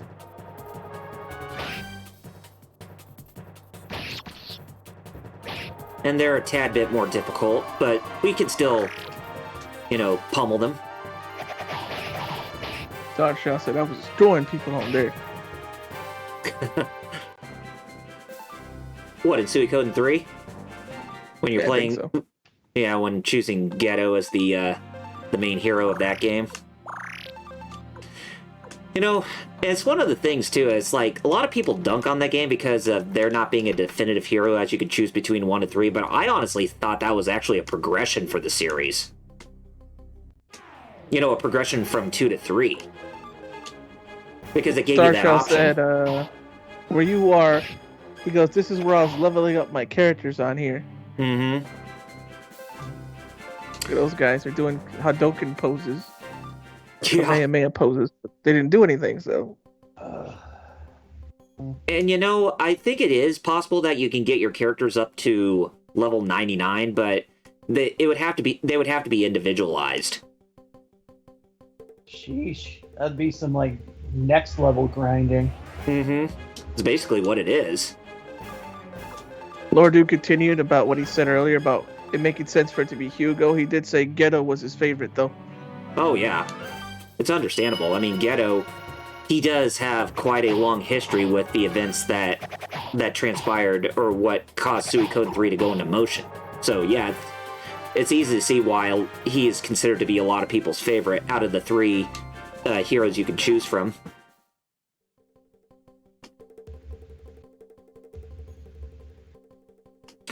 But, you know, honestly, I was kind of hoping that Flick would have been the one to have the true lightning rune, because, you know, since he does wield the regular lightning rune in the first 2 games, but after this game, you'll never see him or Victor ever again.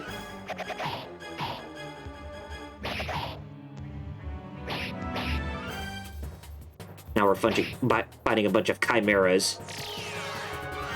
Is Shao Tucker amongst you? Because I want to pop that asshole in the face for what he did to his daughter. But it was in the name of science. Wasn't in the name of science. Sure it was. I don't know. What's going on? Emily should have the beast move because she's a monster, Lord Doom said. Oh yeah, she is.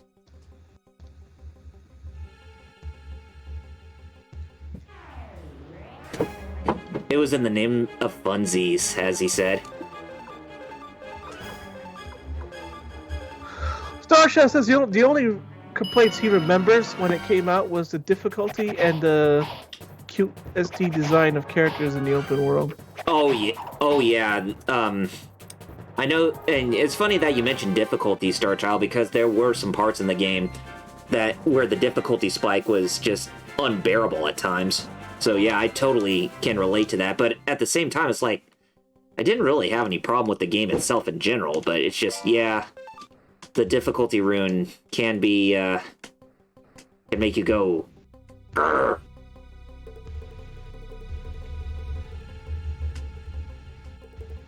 Which, you know, I want to ask you guys again. You know, in the future, when we're still going against the Geek Fighters, and this doesn't necessarily have to pertain to you guys either, but, you know, the people in the chat, would you guys love us to go through Suikoden 3 someday as a live stream series? Probably at some point we'll get to it anyways. Mm-hmm. I'll tell you what we should play before that. And it's a game I've been playing on PS4. But you'd probably be able to understand it better. Doom said, "Sure, I'm down." Neat. Good. Okay. Actually, before I say what game I wanted to play, Starshell says about Suikoden 3, if you weren't set up properly, you could get stuck in spots. Oh, yes. And think about starting over. Mm-hmm. But the game I was thinking was Wild Arms 3. Because that's a PS2 game, and it's on PS4 and 5, and... I would need some practice at Wild Arms, because I haven't even played through any of the Wild Arms games, to be honest, and shame on me for not doing so. Isn't that weird? That's a weird one, isn't it? Me, not the RPG guy, plays an RPG you haven't played. Like, what? Yeah. Like... I will be honest. There definitely are some RPGs that you played that I have not, and Wild Arms is definitely up there. LPH also mentioned he doesn't mind Suikoden 3, and Starshell mentioned, and funny enough, he got Wild Arms 5th Vanguard last week. Nice. Okay, well, for Suikoden 3, we probably might get to that maybe near the end of next year, because there are a couple of other games I actually want to play before getting into that, and, you know, we have Chaos and Metal. I'm pretty sure they have their own games they want to live stream next, and I know Metal already has one planned, yeah. Don't you, too, with Yakuza 0?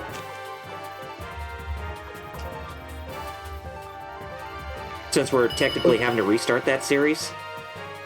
Was it going to be 0, or was I going? Yeah, it was going to be 0. Yeah. Part of me is thinking I could do Lost Judgment on Legend, since we beat Judgment. Or yeah, you'd be the one to play Lost Judgment, since I did the first Judgment. Yeah. And I did everything in Lost Judgment, like, so I could play it on Legend and just be like, I guess, show off, I guess. Yeah. Play it on Legend. I can show off. I did everything in that game, bro. The only thing I didn't get was a platinum, because the platinum requires doing all the, not all the side missions, but all the town go stuff, you know? Mm-hmm. Remember? Oh, yeah. Like, eat at this many restaurants, you know, that kind of stuff. I didn't Oh, yeah, really... all that filler junk. Yeah, that's they want you to do that for the platinum. One of them includes flying your drone for an hour, and I'm just like, I ain't even finna. So even though I 100%ed all the sub-stories and got all of his power-ups and all of his secret moves and stuff like that, I can't platinum it unless I do that filler crap, and I'm just like, I just don't feel like doing that filler crap. No. It's too much. Fair enough. Right? People even said that, like, when playing the game, they're like, I love it, but like, I ain't flying my drone for an hour. Man. It really is. Or even like in the first game, I mean, They in had to say- Yakuza first Kiwami, game where you had have the- to walk yeah. Haruka like a mile, and that takes you about 30 minutes. Yeah, stuff like that. Yeah, I'm like, I ain't doing. That's ridiculous. That's just like filler, like straight up. Like, Mm-hmm.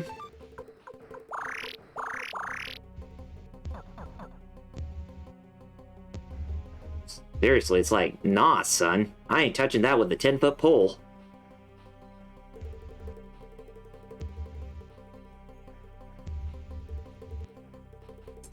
You can see that I'm going through some of these hallways just to see if there's like any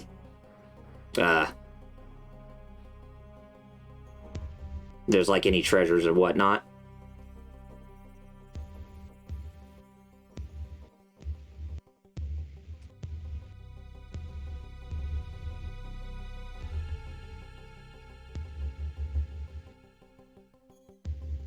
And I think we went through everything we could in this section, so let's go north. Darkshell said he got a platinum on Langrisser 1 and 2 collection. Damn. Sean Nice. runs 7. Dang. Yeah, because in Langrisser you have to see all the endings and all that. But I remember Starshell, what you said that like seeing all the endings was actually not that hard because you just had to reload at the part at this one part and just beat the game from there, and then you don't have to redo the whole game. The duel with Genkaku. It continues here. So, Han Cunningham means that we're going in a one-on-one fight with him. So, a rock, paper, scissors game fight again. Second to last one. We haven't even seen these for quite a while. Yep. Langrisser had 8 endings and 2 had like 12 endings. Or Sergio said, "All right, here we go. I can't let you pass here, son." You've got spirit. No, I don't have spirit. I just got more wits about you. I just wild attacked you. Whoa, these are. Well Got him. struck. Oh, nice. Even though I took a little damage, but hey, I'm good. Yeah, you took a little compared to him. You like murdered him. Yeah. You know what? Put this guy in a fighting game. Put him in the Smash or whatever. I don't know. Oh Put yeah, him in- Rio. I mean, sure, you may have had him in Super Bomberman R Online, but seriously, put him in other fighting games. Yeah, I mean, even something like Tekken. I mean, he's literally a martial arts fighter with those tonfas. Lord Doom mentioned about the endings and stuff that it reminds you of an exploit to get achievements for Dark Souls. Mm-hmm. This one was just fun and goofy though, where people could get together, each would have a weapon type upgraded to +10, and then trade them back and forth to get credit for a trophy. The Star Shot said you beat him so bad he got his cheeks busted. Yes. What the? I didn't see nothing now, did I? What'd you see? I hope not. A creature of rodent and. Oh, yikes. I hope not. Sometimes I just be seeing stuff in the corner of my eye. ROS. Rodent of ordinary size.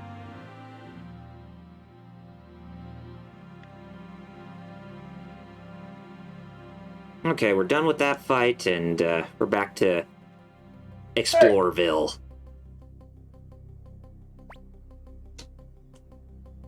Basically, going through some of these upper levels, some of the doors are going to be locked, and we can't even go through them. So it does have that puzzle element to this final place. Use your head. Go the right direction.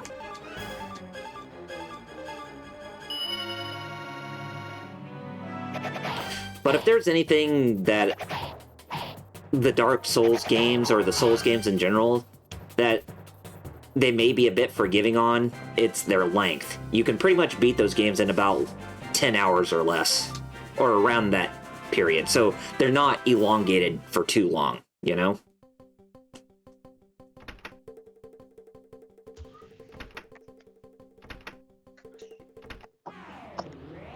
So, are you guys having your eyes in the chat? Because I'm gonna do what Metal did, and I'll be back. Okay. Thankfully, Yeah, I have no my mouse. eyes in the chat. Thankfully, no mouse. I was Hopefully not. just paranoid. Yeah.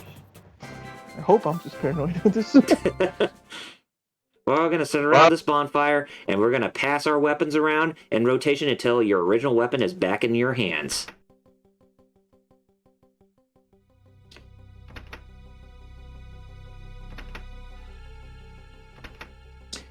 Yeah, that's like trying to make an achievement of like having your characters be have strong affinity towards all the weapons in the game until you get back to their original ones, so that way you can just continue to use them as is.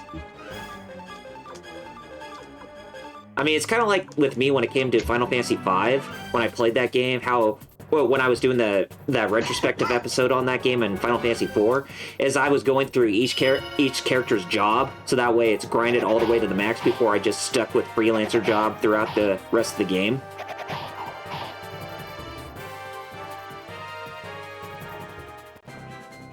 It's exactly like that.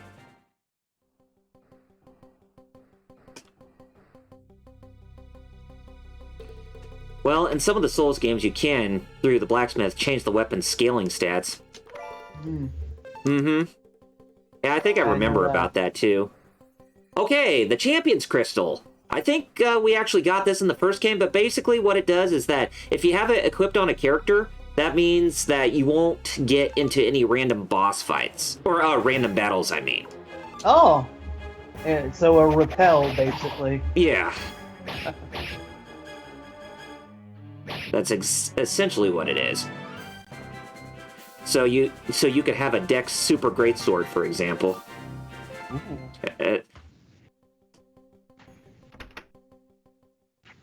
Or a Strength Katana. Damn it.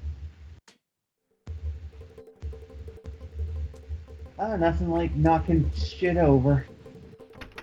What were you doing, knocking on wood? Oh no, I just reached for something and it knocks up over. I'm alright though. Aw. Nothing. Nothing glass shattering.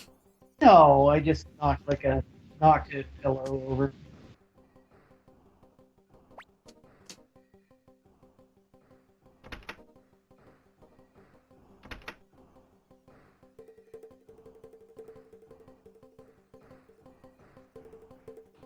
So, Metal, you want to give a preview as the type of game that you want to play next after I get done with Suikoden 2? Sure. Basically, here's the funny thing. It's an RPG, but it's a little different because it is actually a Western-developed turn-based RPG based on a somewhat very well-known franchise that really hit off in the early 2000s. Okay. That should help narrow it down a little bit. And no, it's not Harry Potter, but I know there are a couple like weirdly good RPGs for that, but it's not Harry Potter. Okay. Who is the publisher behind it? Let's just say they're renowned for being quite evil these days. But this was back when they could actually make good licensed games. Oh, geez, you're not talking about who I think you're talking about, are you? Well, you do know because you know what I want. But I know. I'm just playing the audience here. I know. Yes, it is. Oh God, an EA game. Yep. And that should help narrow things down even more if you think about what big movie licenses EA held in the early 2000s. James Bond? Well, maybe one of these days, because I actually do have an affinity for the EA Bond games. But Well, oh, wait a minute. Because they are actually good. But okay, anyway. No, I forgot there were no James Bond RPGs that were turn-based. No, they're all. Okay, technically most of them are first-person shooters. What was it? Everything or Nothing was actually a third-person action game because it kind of broke from the formula. Yeah. And because they actually paid money to have like notable celebrities and everything lend their likenesses and actually brought in, Brosnan to do it. Right. Okay, I'll stop with Well, the that's beside the charade. point. I'll stop the charade. You're talking about Lord of the Rings, the Third Age, right? Yes, I am. Ah, A- yes. That game. I remember that game. A fairly somewhat linear but very fun turn-based RPG from 2004 because it came out just after Return of the King. Yes. And it's an interesting thing because it technically you don't play as the Fellowship. Mm-hmm. You actually play as another group of characters who are basically following the Fellowship. Basically, you're trying to track them and follow them, and you wind up in a lot of scenarios and sequences that either are directly referenced to the original, or something that leads up to, or is the aftermath of something from the movie. Okay.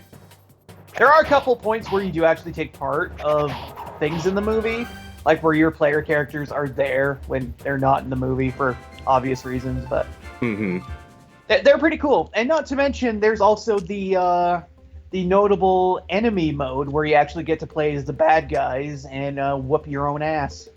Ah, okay. Yeah, which is kind of fun because then you get to play stuff like cave trolls and goblins and even some big awesome bosses. Like the Balrog. Yeah, exactly. Like how you could play the Balrog in Lord of the Rings Conquest and be a badass.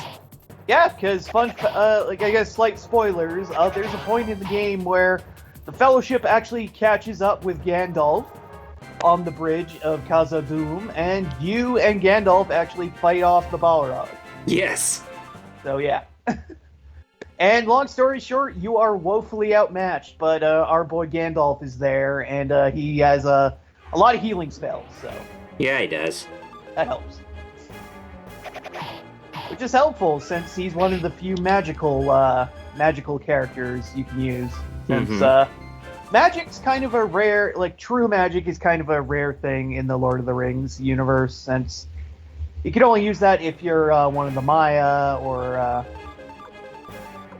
Aenar, basically angels sent to this plane to do shit, and they're more commonly known as wizards and everything like that. But yeah. Oh yeah. Like Gandalf's one, Saruman's another. There's some others like Radagast and stuff that show up in supplementary material and everything, but you don't ever see. So Right. But yeah, like I said, it's a really fun. It's a really fun game that you do have to do a little bit of grinding in, but like I said, it is pretty fun. It is fairly linear, so it, haha, Final Hallway 13, lol, but. But if there's one thing that's redeeming about that game, just like Final Fantasy X, is that that Lord of the Rings: The Third Age also uses that condition-based battle system, meaning whose turn goes next based on what actions that they take. Yes, and not to mention the leveling system is interesting too, because the more you use certain abilities, basically the more points you get towards that ability tree, and then the more abilities you unlock. Yeah. So yeah. And not to mention, you can switch party members out to mid-battle. So if one of your guys is taking a beating, you can switch them out, and hopefully cleave some goblin skulls or some urukai or what have you. Uruks. Damn uruks being born from their dirt wombs. The dirt. That when I saw that, how they were birthed in Fellowship of the Ring, that just seemed out of place. Well, because it's like they're just giving birth to a baby. Well, in the lore of Lord of the Rings, the orcs are basically twisted, evil twisted mockeries of the elves. Right. So they're unnatural is probably the best way to put it. Right. Because that's how all orcs are born, unnaturally. Then their visage is because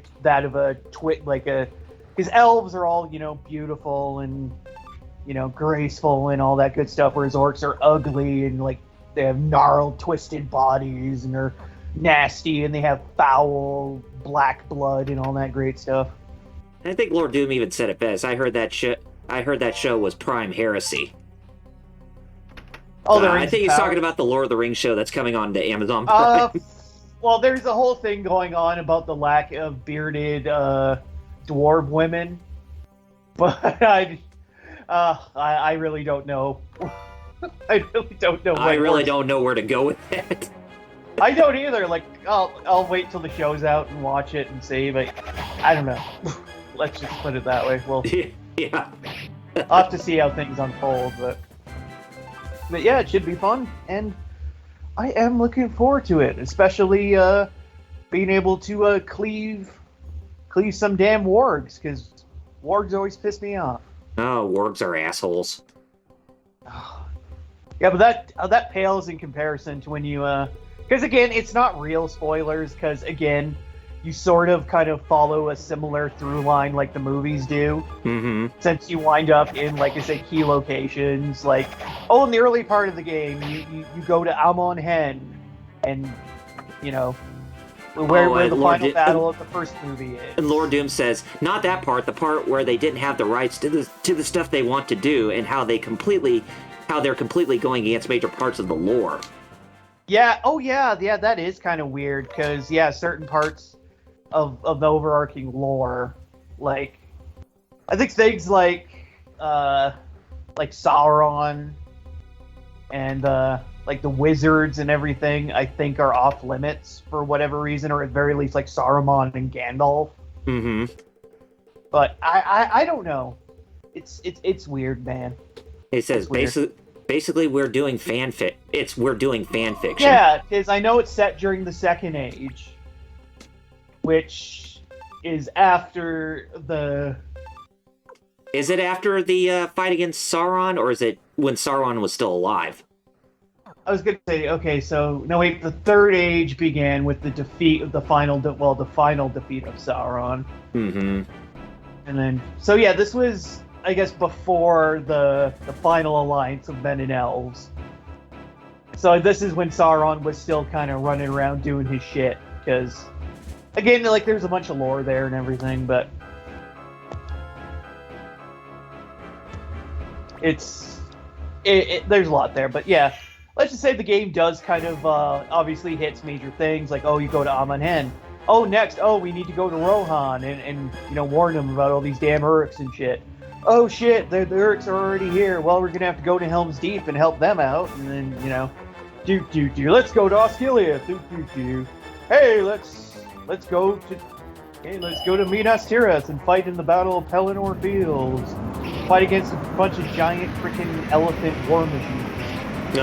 Oh, you mean the Mumma-kill? Yeah, literally.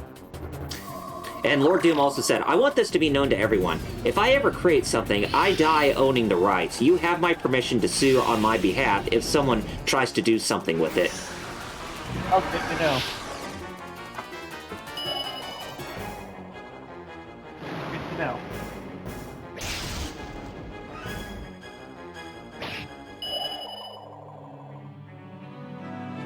Oh yeah, I mean, if I want to make sure that if I ever created something, I want to make sure I still have the rights to that, because if I gave it to somebody else, that just limits my creative freedom, you know.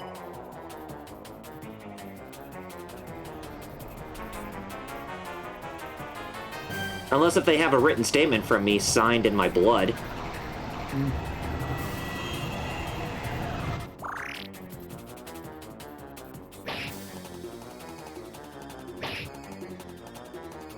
Aw, Seed used a magic seal, so we can't use our runes in this fight. Because we already took down Colgan. Makes sense. There, but we still can use a Bolt of Wrath on you. Basically, we're using a rune scroll.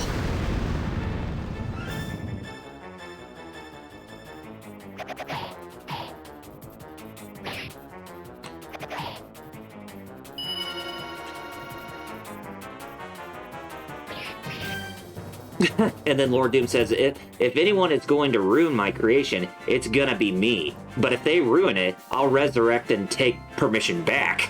Damn right. Yeah, exactly. Damn straight.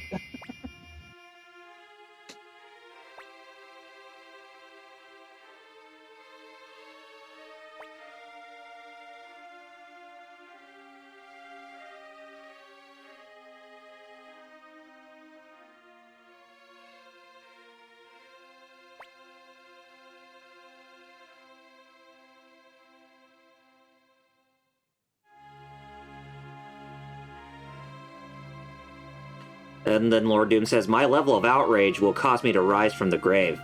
Then it'd be like a Rise real-life from the rendition of grave. Altered Beast. Rise from your grave. Bum, bum, bum, bum, bum, bum, bum, bum, bum, bum, bum, bum, bum, Save bum. my daughter. Take my daughter. Where's your daughter? Oh gosh, I wish Jerry was here. Oh He'd god, get a what? Okay, crack that out of reminds me that. of a comic I saw the other day. It's like dude at the gym, dude super ripped, dude like ultra ripped, turns into wolf and force kicks his way through the wall. Because you know Altered Beast is you get more power ups, you get like obscenely buff. Then of course you turn into whatever the beast mode is for that stage. Yeah. And Nothing then beats the werewolf from stage 1. And then LPH says, yeah, if I made something I want the right, and after I died, all the right will go to public domain, no questions asked.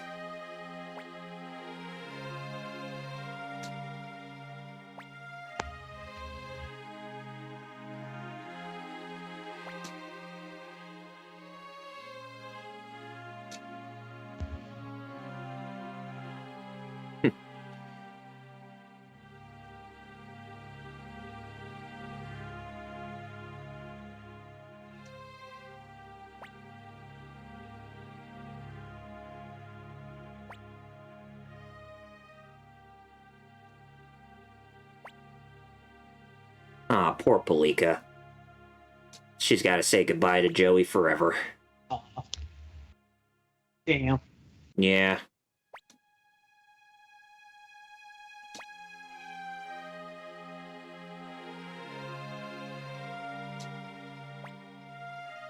Yeah, and during this game, it was Joey who adopted Palika after he became King of Highland and after she returned to him, basically.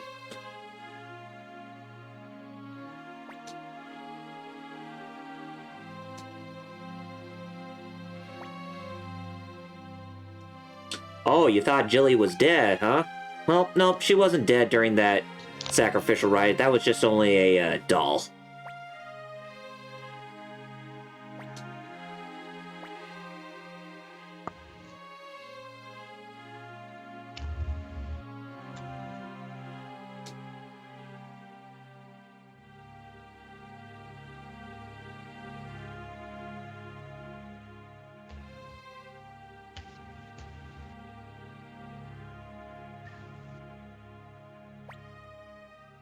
Joey doing an act of good faith for his family. Basically sending them to Harmonia so that way they can start a new life with a clean slate. Not as the Blight family, but under a new name.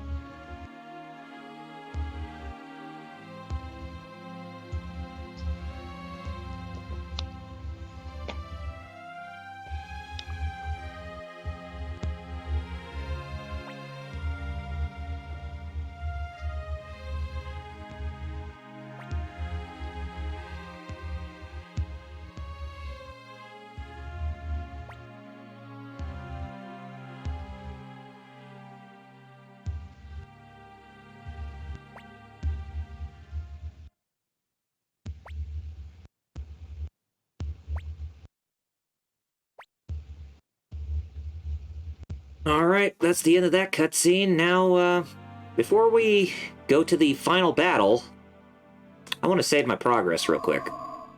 Good idea. Yeah. Because we are going up against the the beast rune in its true form.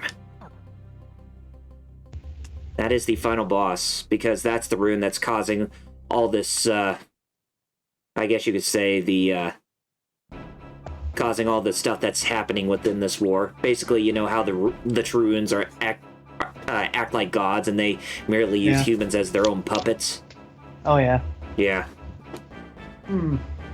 Well, yeah, it's usually a good idea to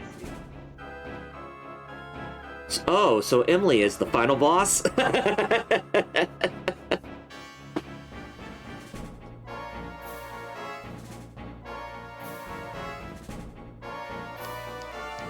And then Leon Silverberg uses his blood to get the Beast Rune activated.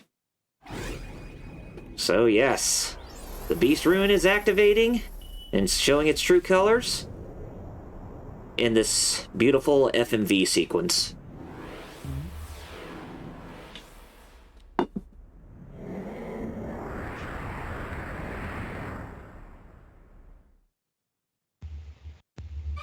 And of course, we fight it in this other dimension. But yes, the two-headed Fenrir, I guess you could call the Beast Rune incarnation. Alright, so you can see that there are 5 targets to this boss fight. And what you need to do, or the only targets you have to worry about to win this fight, is taking down both of the heads. But here's the thing, though. If you take down both of the heads, you do not get a shit ton of experience points in this boss fight. So if you want a shit ton of experience points from this boss fight, you have to take down all of the appendages.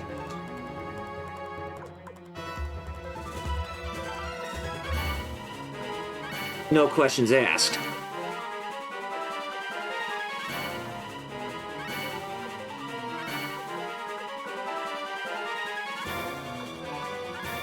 So as I said, the rune that's being protected, that's protecting the beast, you gotta defeat it first, and then we can attack the other parts. And then Lord Doom says, after the rune started to shine, I legit thought the background was gonna light up and it was going to fly into the chest of a mech. would be pretty cool.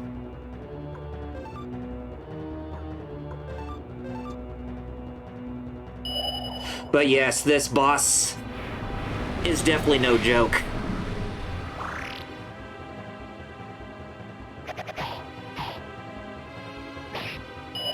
And you can see that the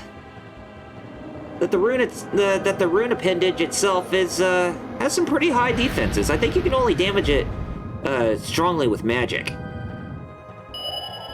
or that's the only way to do it. But yeah, the only way you're going to be able to lift that barrier is to, like I said, defeat that rune. And then after that, we have to take down one of the legs, the one that causes parts of the appendage to revive, to go down first. Otherwise, we're going to be stuck in this boss fight, and we probably would get our asses handed to us.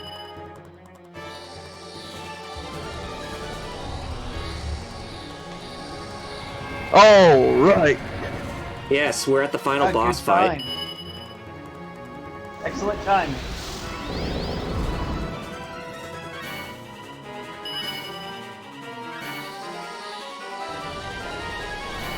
Yeah, this boss is giving us the hands right now.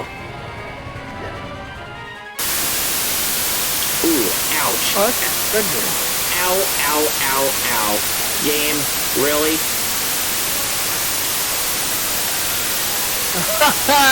I'm glad I come back just for Lord Doom to say a meme appeared in his head and a Super Robot was related. Ah! And it still won't go away. This is what you get, guys, static in this boss fight. Oh boy. Yeah, that was not cool, game, really. The boss is using its most devastating attack as Lord Doom says. Using its most devastating attack as static. Hopefully it'll go away pretty shortly. There we go. Oh, thank God. Oh my goodness. That was unbearable. Sorry about that, folks. Alright. Lord Doom was the meme was, you know how Tosco goes, yeah, this mech giant shield, yeah, yeah. When he says that to NPC enemies attacking him, yeah. I don't know if you got the memo, but this mech giant shield. Why'd you shift Rio? Game! Why you shift Rio and Victor in different spots? I wanted to. Evidently. Oh, Luke is down. Lord Doom said it's him getting struck by lightning and looking at the sky and saying to nature, giant shield.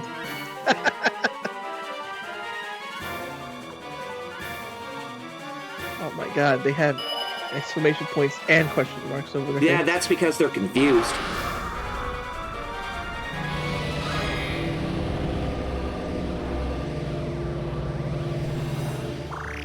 Like I said, this boss throws hands.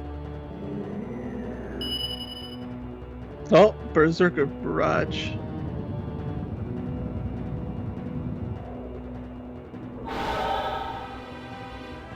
Oh. Throws a moon at you. Frick. LPH says the real final boss is Static. Yes. Because of the static that was playing.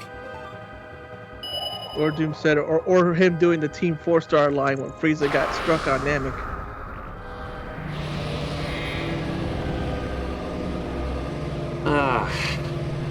Just when I thought this boss fight would be flawless, this has to happen. But hey, at least we got the rune to go down. Lord Doom, God? Next time bring your A game, jackass!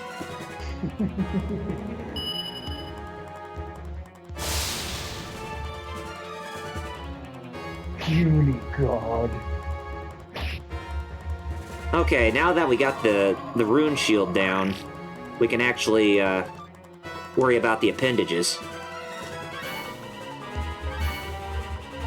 Alright, so I think the one that we want to take down is the right leg or the left leg? I think it's the left leg, because that's the one that will actually revive appendages. Shift.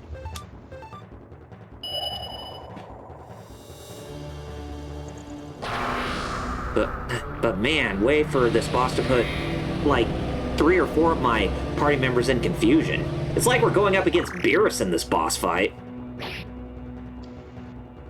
Nope, wrong Lord leg. Doom even said, Beerus comes down because he took that as a challenge. With my luck, that's what would happen.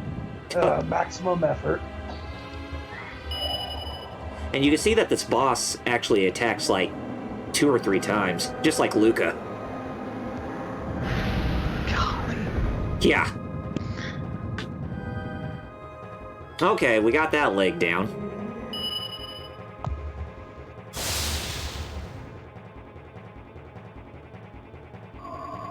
Okay, so too bad George got his oh, it's actually the right leg. Okay. Well, maybe we could try to even that playing field. Arm, leg. Arm, head.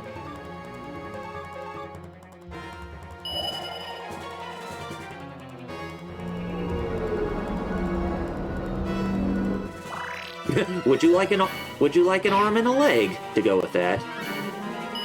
Lord Doom said, just like Luca, you say? Well, you know what that means. Bring out the wall. Yes. Well, the thing is, this beast does not even have fire on him.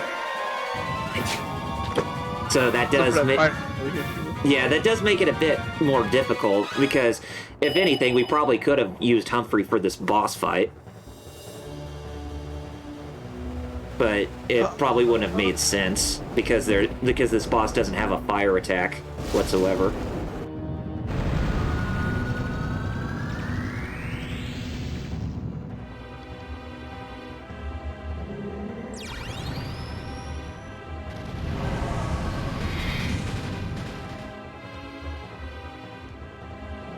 But yeah, this boss acts hard. Humphrey is the rocks of the eternal shore. Luca crashed upon him and was broken.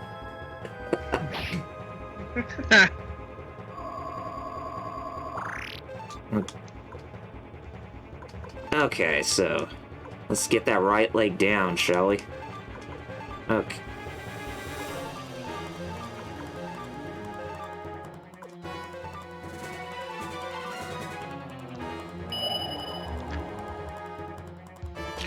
Of course, I gotta try to do my best to keep everybody's health intact.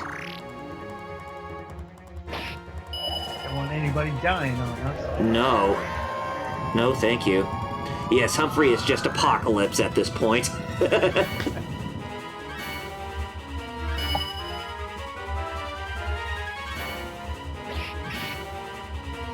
Come on, get that leg to go down.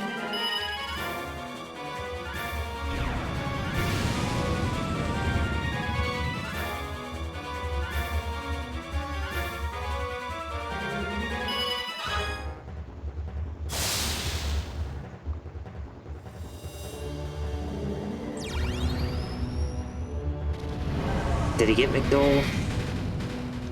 Oh no, Did I get McDowell's still in the fight. Oh, Yeah. good. I was worried that he was going to be I don't know. McDougal.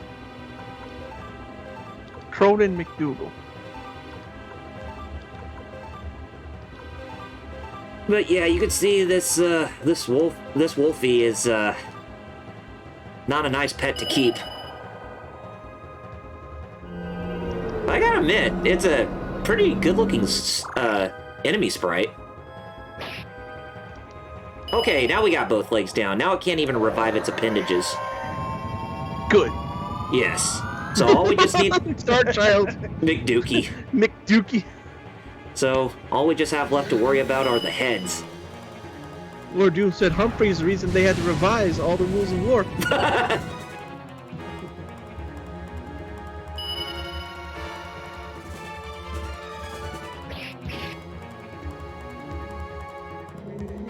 Man, if Luke was only still alive, we could probably win this fight. Ah! McDowell's down. No. Yeah, so 2 out of our 3 party members are down. Damn. We gotta try to win this now. I mean, it's gonna be a repeat of us going up against that harpy.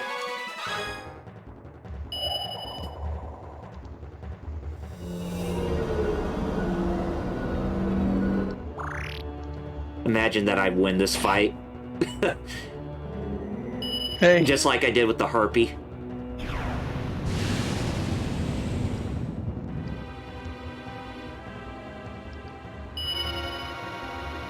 Come on, get that head. Damn it, that head's still not down. Come on. Lord Doom said he's like the trench gun he used. He was used once, and then reality updated to say, yeah, we'll let it slide now, but it's a war crime for it to equip these runes from now on.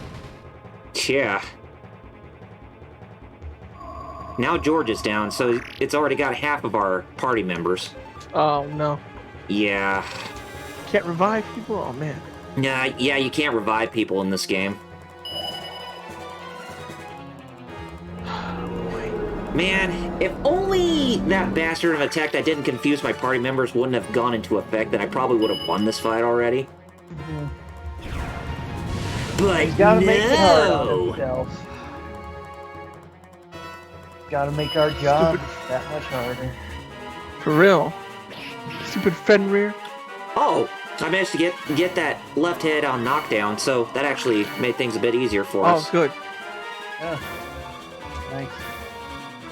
Yeah, so if I could try to at least, get through the rest of this fight with their, at least one of the heads being knocked down right now, and only that one head can only attack with itself, then yeah, I think we got this fight in the bag. Well, I didn't hear no Let's better. go! Let's go! Exactly. Skin that wolf. But you can't actually skin it, it's a magical entity. Alright. I'll find it. Left head's down. Now we just need to worry only about the one on the right. Last target. Righty and lefty. Let's finish up this fight in good strides. Finish this, Wolfie. He's bigger than his stomach. Hey, Wolfie.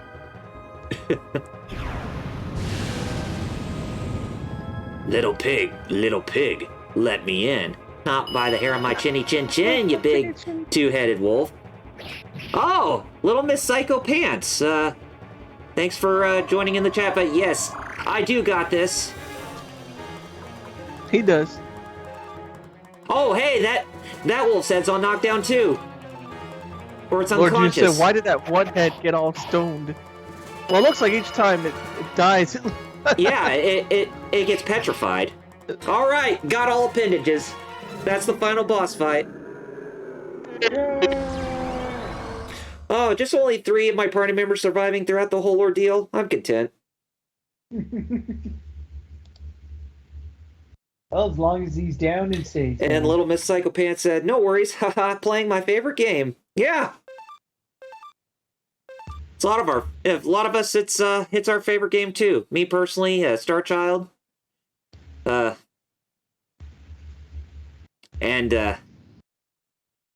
Thanks, Psychopants. Or, excuse me, Little Miss Psychopants. Yes, yes.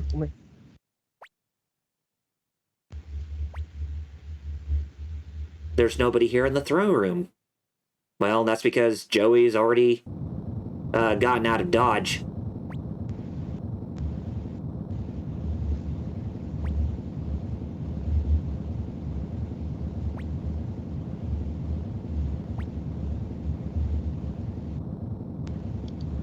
But yet, I find this to be very unnecessary, because even after getting done with this dungeon, we still can go to places after we get done with the game, and if we go back to this castle, it's not even wrecked. Lord Doom says now he wants Suka Blight to show up for the rematch. The salty run back, you thought you escaped it. Lord, no. He's like Dio. He just came back. His head only remained, but he found a new body. Stick his head on a new body, exactly. Mm-hmm.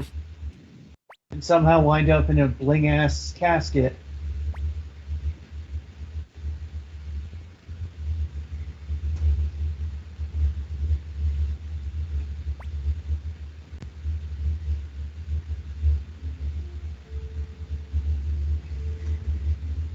Isn't that the saltiest of runbacks, though? A deathmatch dream runback? As Lord Doom said. Deathmatch run back, it would be. Imagine if I just run out to somebody in at Evo, like during like the off time, and just like, yo, want to do a money match? And they'd be like, no, let's do a death match. That's big. No, I'm good. Have I got all 108 characters? Yes, I did. Yes, you did. Mm-hmm. So we're going to see the best ending. And he answered the question quickly, too. Yes. Whatever it was, with Nanami. Oh, yeah. When she tried to protect us only to get an arrow taken to the stomach. Not by the knee, but to the stomach. And Little Miss Psychopan says, "Whoop, whoop." Whoop, whoop, indeed. A new whole country to create, oh snap. Now, at this point of the game, you can you can choose between 1 to 3 different endings. Now, there is a 4th ending you can get in this game, but it involves you having to run away from Tento, which we chose not to do so. Basically, waiting for us. This is one of the endings you can choose if you want to, but you're given the choice.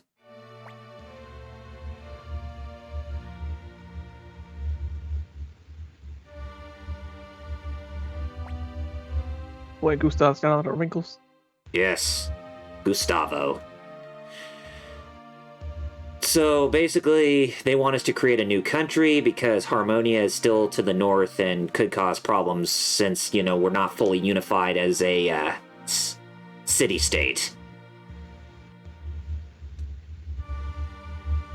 Well, it is a city-state, but they need to become one unified country altogether, so that way they can stand together against any oncoming threats. That's what they propose to us. And they want Rio to be the leader. But here's the deal, though. When it comes to Rio, he's only a kid. He's only 14 years old. Would you want a 14-year-old to be the leader of a country that young of age? When he doesn't look like he's political in his stature? Lord Doom, I want the ending where Luca comes back only to get jumped by the entire cast at once. It can be called Run Back Denied, scrub.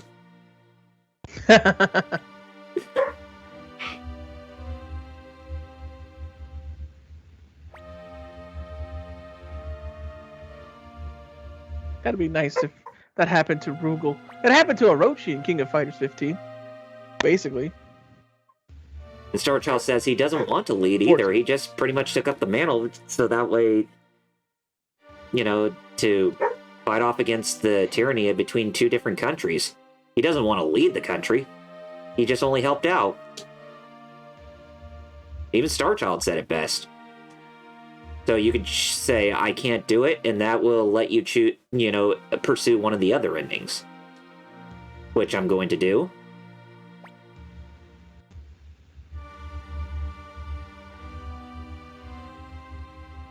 Lord Doom, that's how every fight in DBZ should go if they were serious about protecting the Earth. Be the leaders of Earth! But there's so many other places that I want to go. I mean, that's how Goku denied trying to become the new Kami after Kami, you know, gave him was trying to give him the position at the end of Dragon Ball.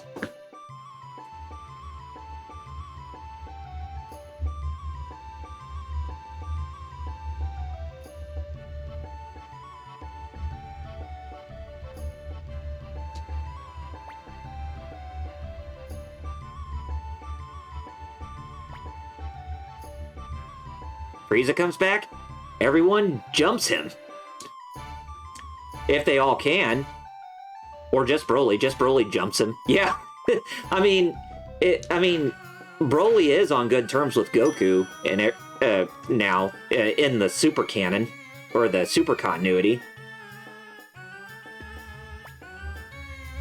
Okay. Now, if you remember that place at the very beginning of the game where we started, where we had that truce with Joey, where we said if something were to happen to them, and to come back to that place, you know, come back to the place before they jumped into the river, and for them to reunite, that's the place we're going to. Ah. Yes, so we're going back to where they were at the very beginning. And it's located in Tenzon Pass.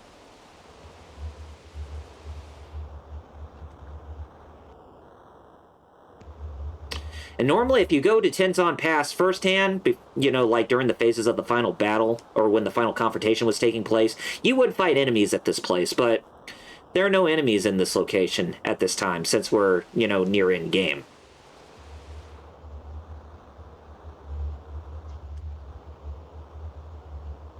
Lord Doom says, remember when Goku and Vegeta were working on trying to fuse? They messed it up. So the implication is that Frieza was getting worked up by Broly for at least an hour. Yeah. Going as far as murdering his father Paragus, and then just putting the blame on both Goku and Vegeta, just to stir his rage. Yep. Anyway, come up this way. There's Joey. Back in his original clothing, too.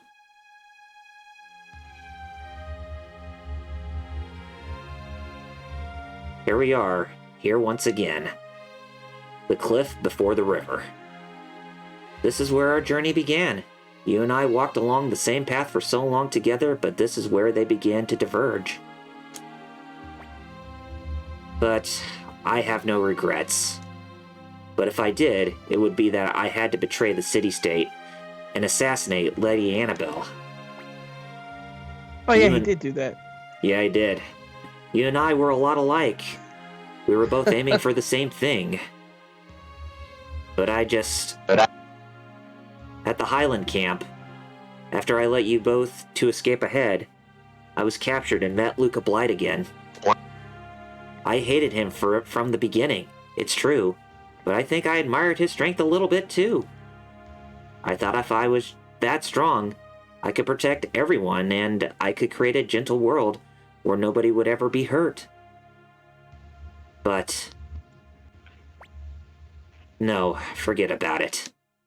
This is a battle between the King of Highland and the leader of the Dunan army. This is truly the final battle. Ah, yes, DMC3. Well, in order to get the best ending, select you don't need to fight. Even though you do have to fight in this fight. We do need to fight Rio. Starchild said Joey's a bum. Lord Doom agreed, and then I agreed. And Lord Yeah. Doom said, he just said he admired Luca Blight. Are we going to just skip over that? It's true. Hey, come on. So yes, the last one-on-one fight in the last one-on-one fight in this game. Fight a giant monster, but the real fight's against your brother. Yep. Now the only way to get the good ending, or get through more of the good ending, defend in this fight. Two words for you, Kyle. Crush him. Well, if you Okay, did, then you would do what you trigger one of the other endings. Show your brother why you were mom and dad's favorite.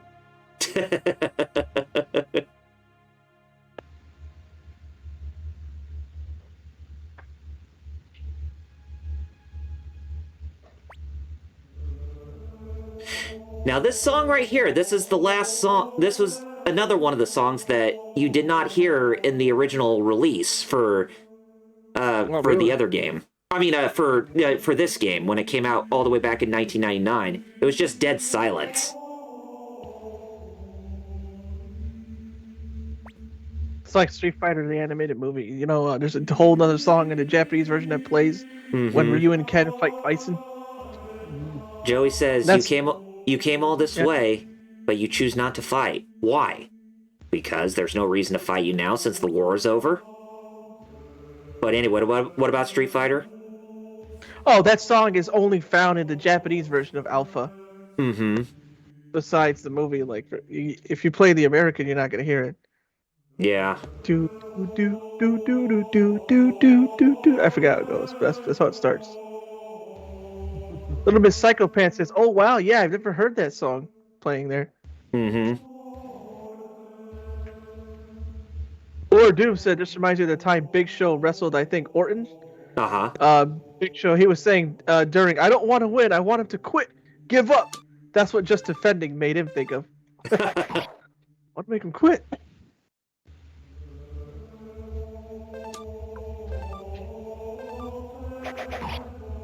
Dang, Why won't you even though fight defended- Rio? Well, because it's the only way to get the good ending.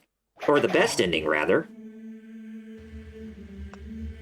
He hits hard, even though you're defending. That's crazy. Mm-hmm. Storyline, Yeah, the I second guess. part of that fight, he does hit hard.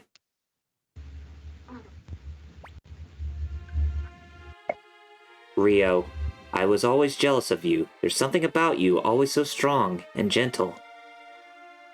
Oh dear. That's all I ever wanted. To be loved by everyone just like you were. And that's why. I just hung myself up from the other call with Wheels trying to call us in that call. Yeah. I left a message.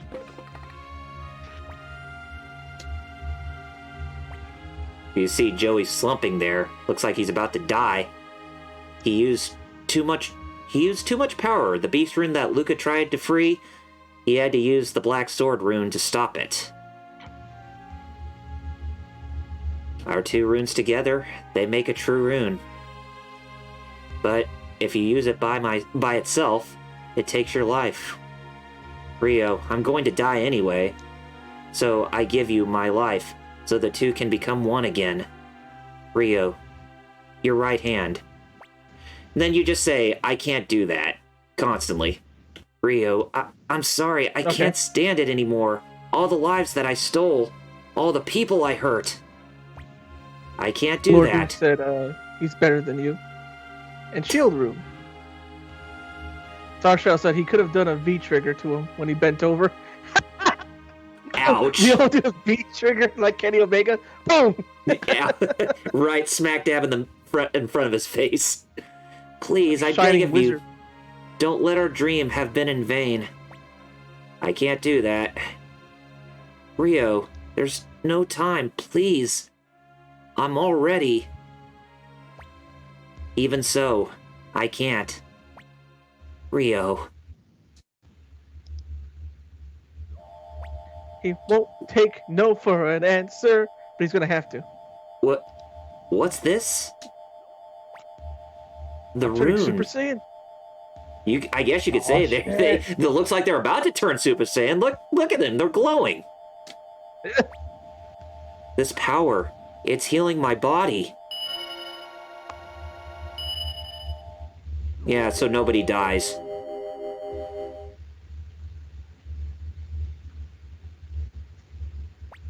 Kablam. Well, not really kablam, but The Cirrus Lekna appears before us again to give us guidance. The Rune of Beginning. It only appears when the holders of the two runes face each other in combat. Just as when this world was first born. Rio, even so, you chose not to fight. That spirit and the spirit of the 108 Stars of Destiny, they have called forth the power of the true Rune of Beginning. Rio, just as I thought. You are a strong man. Please go. Rio, Joey, the world is still mostly unknown to you, overflowing with new things. There's no reason for you to stay in these lands. But poor Joey, he feels like he's not having any of it. But I murdered people with my own two hands. Lady Annabelle, Luca Blight, and all those soldiers. well, nobody cares about the fight. My sins are heavy, Starshell said he got off heavy, easy. and they will not disappear so long as you live. But I believe you're strong enough to go on and make this world a better place. Lord Doom said Luca Blight wasn't murder.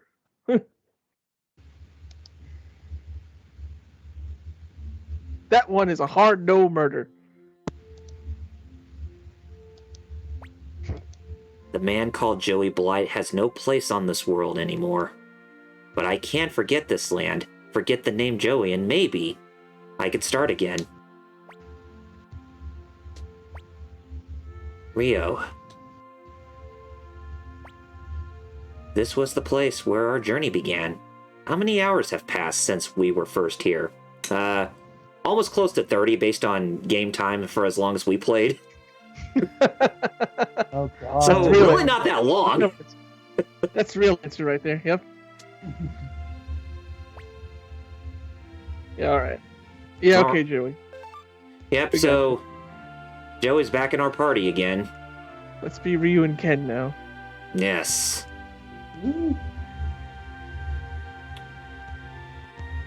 That one is the hard no murder.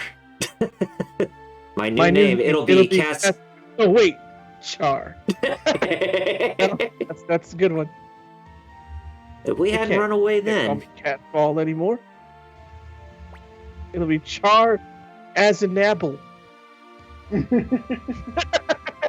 Then we'd have problems because without you two, As we an wouldn't have apple. peace in this land. As an apple. Oh, shoot! Appear out of nowhere. I don't know if you saw that video Gundam Info put out where they horribly mispronounced Char's last name. So, Yeah, Rio, you're I leaving, remember huh? that. I'd hope that you would stay and lead this country. You're the right man to do it. But I won't try to stop you. You've certainly paid your dues, and then some. And we could ask no more of you, since the war is over and all. Go out there and see the world, feel the world. It's still a big world to you. And my co-pilot, Banana Manager. Metal will get that. That's what they call Yes, I do. banana manager.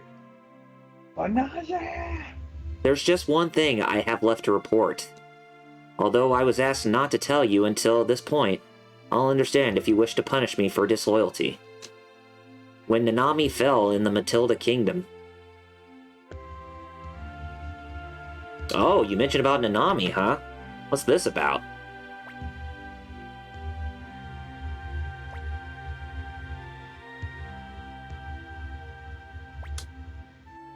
Then we get a little flashback scene here.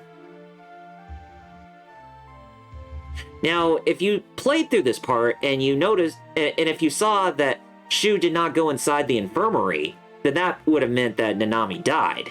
But since you got to see him go inside the infirmary during that scene, guess what that means?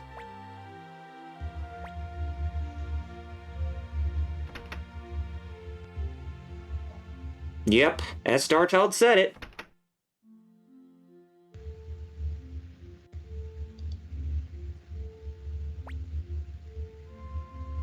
She didn't kick the bucket. Nah, yeah. Now we got sepia tone, so you can make sure there's a flashback. Yes. I mean, how else would you know it's a flashback? Unless it went all brown. Exactly.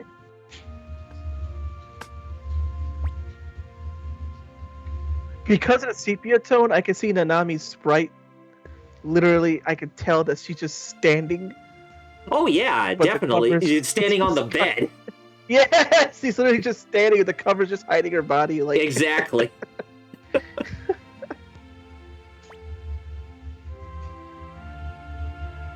let's put a bed sprite, a pillow sprite under her, and a blanket sprite on top, and nobody will know.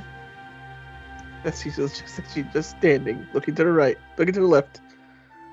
Lord Doom, yes, an old school under the covers in games. Yep. Although at least they did that. Nowadays, you see people sleeping on top of their blankets in games because they don't know how to animate a blanket. And I wish I was kidding, but that's actually the reason. You know that? No, that is a thing. Yeah, like it's hard to animate cloth or something like that. Like,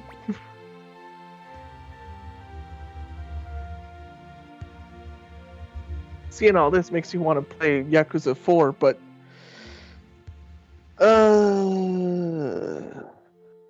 I don't know if I can. Well, actually, I might be able to play Yakuza 4, but whatever. Where are we at? If it's time for you to come home, tell them about this conversation. Yes. Okay. Why do you want me to do it? And notice how the words Yeah, me are me, all all capitalized. That's God, that's kind of narcissistic to say that. When I said I want to play Yakuza 4, Lord Jim said, "Oh, you want to have an explosive tower match?"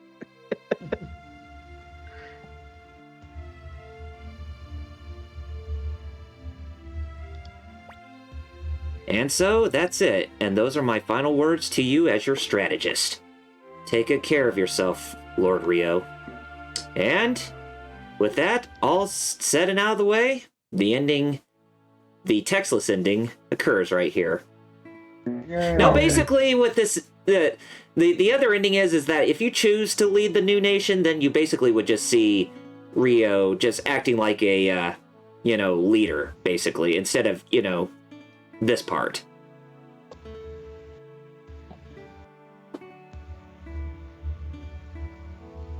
And by the way, yes, this ending is canonical to the whole storyline of Suikoden, the franchise in general. Oh, okay.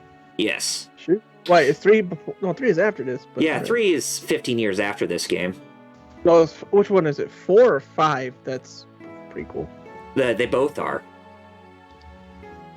Oh, both of them? So it's Yeah. 1, 2, 3, and then 4 and 5 are before. Okay. 4 is the earliest in the chronology, whereas 5 is 6 years before the first game. Oh, okay.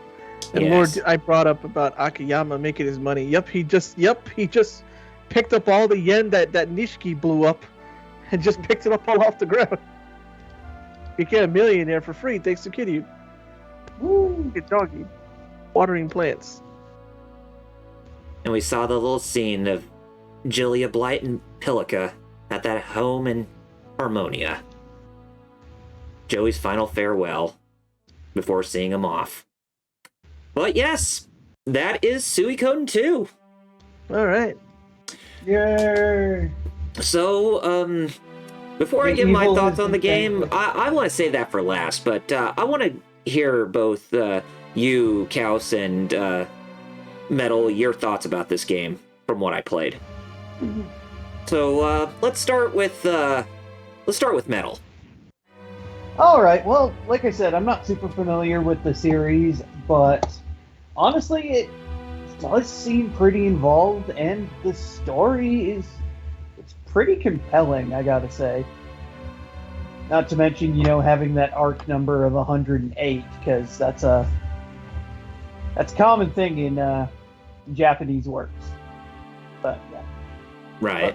Yeah, like I said, this seems like actually a pretty fun, if long RPG. But yeah, actually seems like a pretty cool game.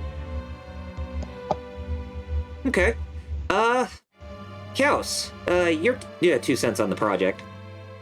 I can see why a lot of people love this series. I mean, especially this one. Like Metal said, I was about to say the same thing. The story is really compelling. My only thing is a personal thing with me and not with the game, where I have dyslexia, and remembering how everybody would overwhelm me playing this game. So I'm glad I saw you play it instead of me playing it, because I'd forget things or flip things around. Hey, that's Because what I'm there's here for. A lot of extra stuff in here that seems really cool, but I'd forget. But I think it's worth it to do all the stuff you did to get the true ending. So Mm-hmm.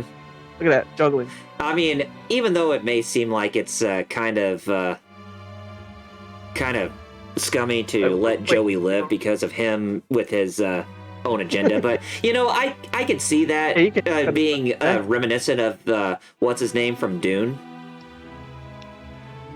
whose last name was also Atreides. Star Child mentioned they explain people not aging because they have runes, and that's how they're able to live so long across multiple games. Yeah, well, basically the true runes give the bearer immortality, but the regular runes themselves, no, you don't. You don't have immortality if you just have the regular runes. Ribaldry and moral turpitude. Yeah, it's basically the prologues of every single character. Starshell says he likes all the Suikoden games equally. They're all good, even better when you play through all of them to kind of see what happens to some of the other kids that cross over into other games. Mm-hmm. Hey, look at Journey to Kanaka and Vasha Stampede over there. Reuniting her parents. Journey to the Grassland without saying a word to anyone. Okay. But yeah, it's just... and now my 2 cents on the game and the project. I will say that every time when I play this game, it still really compels me, with just even more so than the first game. I know there are a lot of people that still prefer the first game, like Game Dave does, the YouTube user Game Dave, but this game, I think it has a lot more heart when it comes to its narrative, because it just seems like it's a lot more structured, and the characters express more of themselves when it comes to when it comes to the overall narrative, and the main character, the main protagonist, actually has a lot more personality than the first game's main hero. It's just, this game, it hits on all cylinders with what makes a story really compelling. I mean, great characters, great music, great gameplay. It's really sad that this game, or the series in general, is really underrated. Because I would have thought that a game like this would have at least had a chance to go up against, some of the bigger names like Final Fantasy, Dragon Quest, and all those that are still, being the leading innovators and still surviving in this day. But, it is what it is, how not everybody is gonna have the same interest in a game like this than the heavy hitters and stuff, and I understand that, but at the same time, never ever disregard those, even when they have cult followings attached to them. Never ever disregard something like this. Never ever disregard something like the Lunar games or even the Wild Arms games. But yeah, Lord, yeah, go ahead. But yeah, this game, I still get lost in it emotionally, and I still have a lot of fun when I play it, and I still love replaying it to this day, and I would definitely come back and replay it again, personally on my own, but, not through this channel ever again, because, we already beaten it all. But yeah, I just love this game with a passion. It's definitely up there as my favorite Japanese role-playing game of all time, even more so than Chrono Trigger, even though Chrono Trigger is in my top 3. But I would say this is probably my most favorite game of all time. Who? Lord Yeah. Doom said that in the credits, if he was in this game, he'd feel that he'd be the guy that just gets listed as he left when the fighting was over, whereabouts unknown. Oh, you'd be like George Prime, huh? And Starchild said, it'd be really easy to continue the series with this kind of graphics and gameplay, seeing how Kemco puts out a new game with the same graphics all the time. Oh yeah, like through the eShop, uh-huh. Lord Doom said the curse of the rowboat right there. From Chrono Trigger. Starchild, it's funny that you mention that. It's like, if companies, if they want to continue the series, if they want to, then I say do at least download titles, like through the digital distribution fronts. If they wanted to make a Suikoden 6, then they ought to return back to the graphical sprites or something like that, and then sell it as a download game only. And if they wanted to do a physical game, then partner up with somebody like Limited Run Games or something like that, I mean, that's why they're around, to do limited releases, physical releases like that. I mean, wouldn't you guys agree? Yeah. I mean, hell, I would die or kill for a new Lunar game. Oh wow, I never even seen this part of the ending before, where it has when I have all the squirrels together. Yeah. Well, that's cool.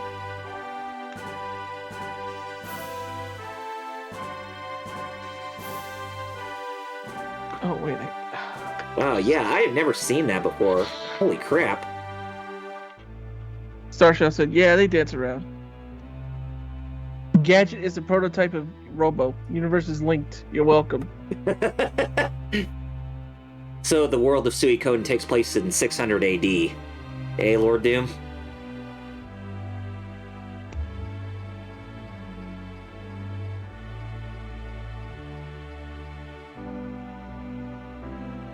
But yeah, like I said, I'd be really happy to go into the other Suikoden games in the future. I would be happy to go into 3. Lord Doom says 600 AD is the far future. So basically the BC era? Like, after the fall, after the fall of the Kingdom of Zeal, or before the fall of the Kingdom of Zeal? Somewhere around there?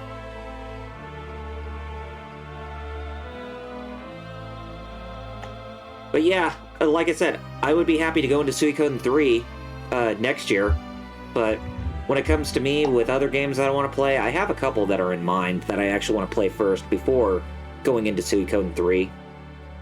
And one of them I suggested to Kaus, as he would be more interested for me to do this smaller scale JRPG that's on a handheld, based off his favorite Japanese property, Dragon Ball. But yeah, I'd be glad to do that. And it's a much shorter game when compared to this game. Oh, Attack of the Saints? Yeah. Yeah, uh-huh. But the other game I was referring to that I want to do... The other game that I want to play that's small scale is Donkey Kong Country 3, because we still haven't done that yet. No. I like how Lord Doom connects the universe here. This is before Zeal became a thing. This is the previous civilization, and then all the runes combine into Lavos. Oh, God. And here's another part of the song that did not make it in the Western release, well, the US release for this game. We have a vocal track in either Japanese or Italian. Well, I can't hear it. Well, not unless unless if it's exactly like what Anna Lee sung at South Window, but that's hard to say.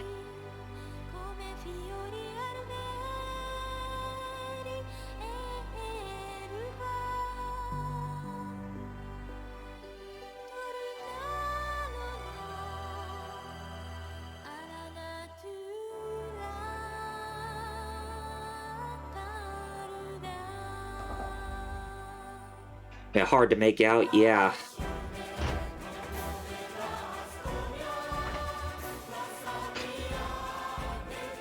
Like, it is pretty difficult to make it out, whether if they're singing Japanese, Italian, or Latin.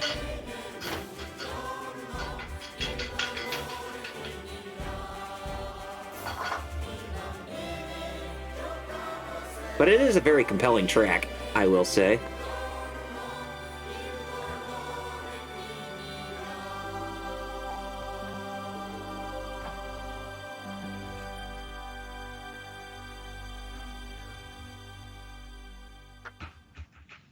And we finally learned the prologues. And now the Suikoden 2 staff. It wouldn't be a game without a staff sequence, right? Wouldn't be anything on the staff sequence. Yes. So, Yoshitaka Murayama, the director and scenario writer of the first 3 games, although he did depart 1 month before the release of Suikoden 3, but So, when it comes plug, to... or is there something after the credits?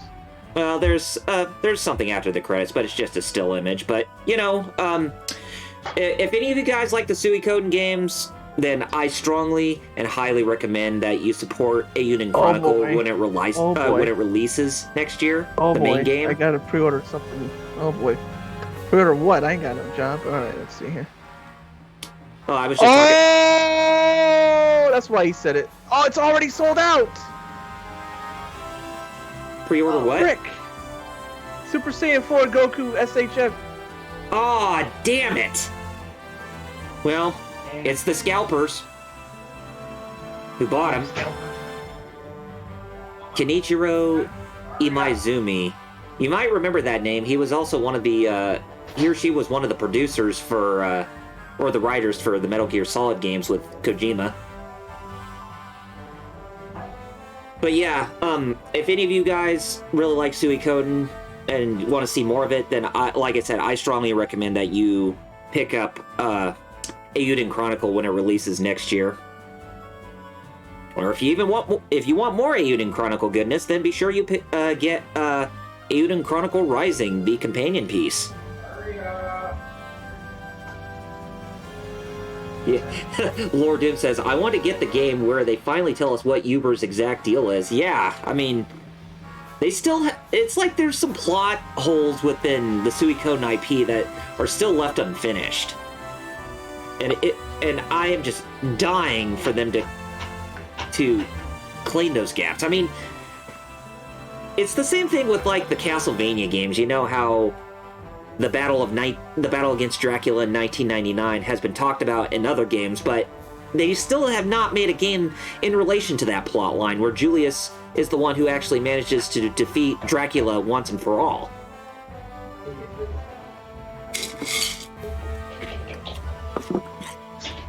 Oh, Warsaw Philharmonic Orchestra. Huh. Yep, that's some Polish Eastern European name right there. Swoboda. And Lord Doom says 3 happened and then Uber disappeared. This is Pesmerga's sign off, if I recall correctly. Yeah, and Pesmerga was not even in the 3rd game. So we fit in the plug yet, or? Yeah, we can go ahead and plug if you want. Yeah, if Metal's there, because I hear background. Yeah, Metal, you can plug now. Yeah, I think it's Metal's turn to plug. Yeah, this time. you plugged last week. Yeah. Yeah, alright, let's do this. Anyways, I am Metal Blue Eyes. Catch me on Twitter, Metal Blue Eyes 0, YouTube, Metal Blue Eyes, and of course, check out my buddies and my big website, hero-club.com, for all your hero news, be they spandex, foam rubber, or armored. Check it out. Good stuff. And of course, we stream on Twitch at twitch.tv/HeroClub4Life. Oh, there you Wednesdays go. and Italian. La pasión cambió la storia. Ah, there you go. Anyways, yeah, we stream Wednesdays and Fridays. Wednesdays is our weekly, just kind of news and discussion show, where Fridays we just play a video game and shoot the breeze. Both of those start at 9 p.m. Eastern, so check us out. Thanks. All right. You guys can follow me at youtube.com/RPGreviews, and twitch.tv/rpg reviews, as I use that as my secondary streaming channel.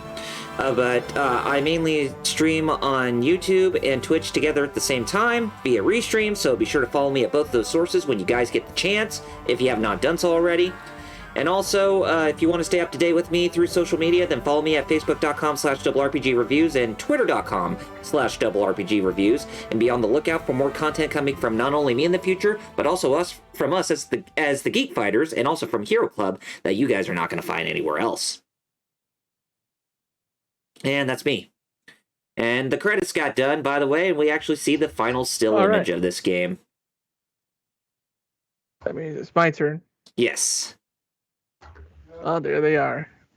Hey. Yes. Now, the thing is, too, is that if Joey ended up dying during that one-on-one fight, then we would actually see this type of screen again, but it would all be in sepia tone, just like that flashback. But anyway. So you can follow me on Twitch, Fighter Cows, the same name you see there in the chat. FIGHTERXAOS. I stream Tuesdays and Fridays. Tuesdays is King of Fighters 15. Fridays is Super Robot Wars OGs. We're finally coming back. Thank you for putting the Discord app there. Because you're welcome. You can also join us in our Discord. It's in our about. And my social media is the same. Twitter, Facebook, and Instagram is all Fighter Cows. Check me out. I do a bunch of other stuff, including webcomics that I keep forgetting to update. It happens. I still haven't updated it because I like. But yeah, that's me. All right. Yeah, we're good to go. Yeah, we're good to go. So we had a lot of fun with this game, but Metal is going to be the next guy to start off his project with Lord of the Rings: The Third Age. But before we do so, next Saturday, we're going to take you for a ride. And if you know that quote, then yes, we're returning to Fightcade, where we're going to be playing Marvel vs. Capcom 2, New Age of Heroes. So, we're going into the game, or the Marvel vs. Capcom game, that is a broken mess. I've been dreading this day, but very happy to come to it. It's cool that it all culminated. We beat this game and went to the final Marvel game before 3. Like, basically the big one we were working up to, which was MVC 2. Yes. Kind of funny. Like, it all coincided. It's great. It coincided very well, too, yes. All right, so we all hope that you enjoyed this live stream series we did on this game, and like we said, we'll do Suikoden 3 sometime in the future, probably next year, at least, but join us for MVC 2 next week. So until then, I'm Double RPG. Metal Blue Eyes. And I'm Fighter Cows. And Fighter Cows, you have 2 words left to end off the stream, my friend, and they are... Mimio. Kanyo. Peace out, everybody! Suikoden 2 is not dead for us, and we'll be back for more at another time. But we'll see you next week. Bye-bye. Ciao. Bye. Adios.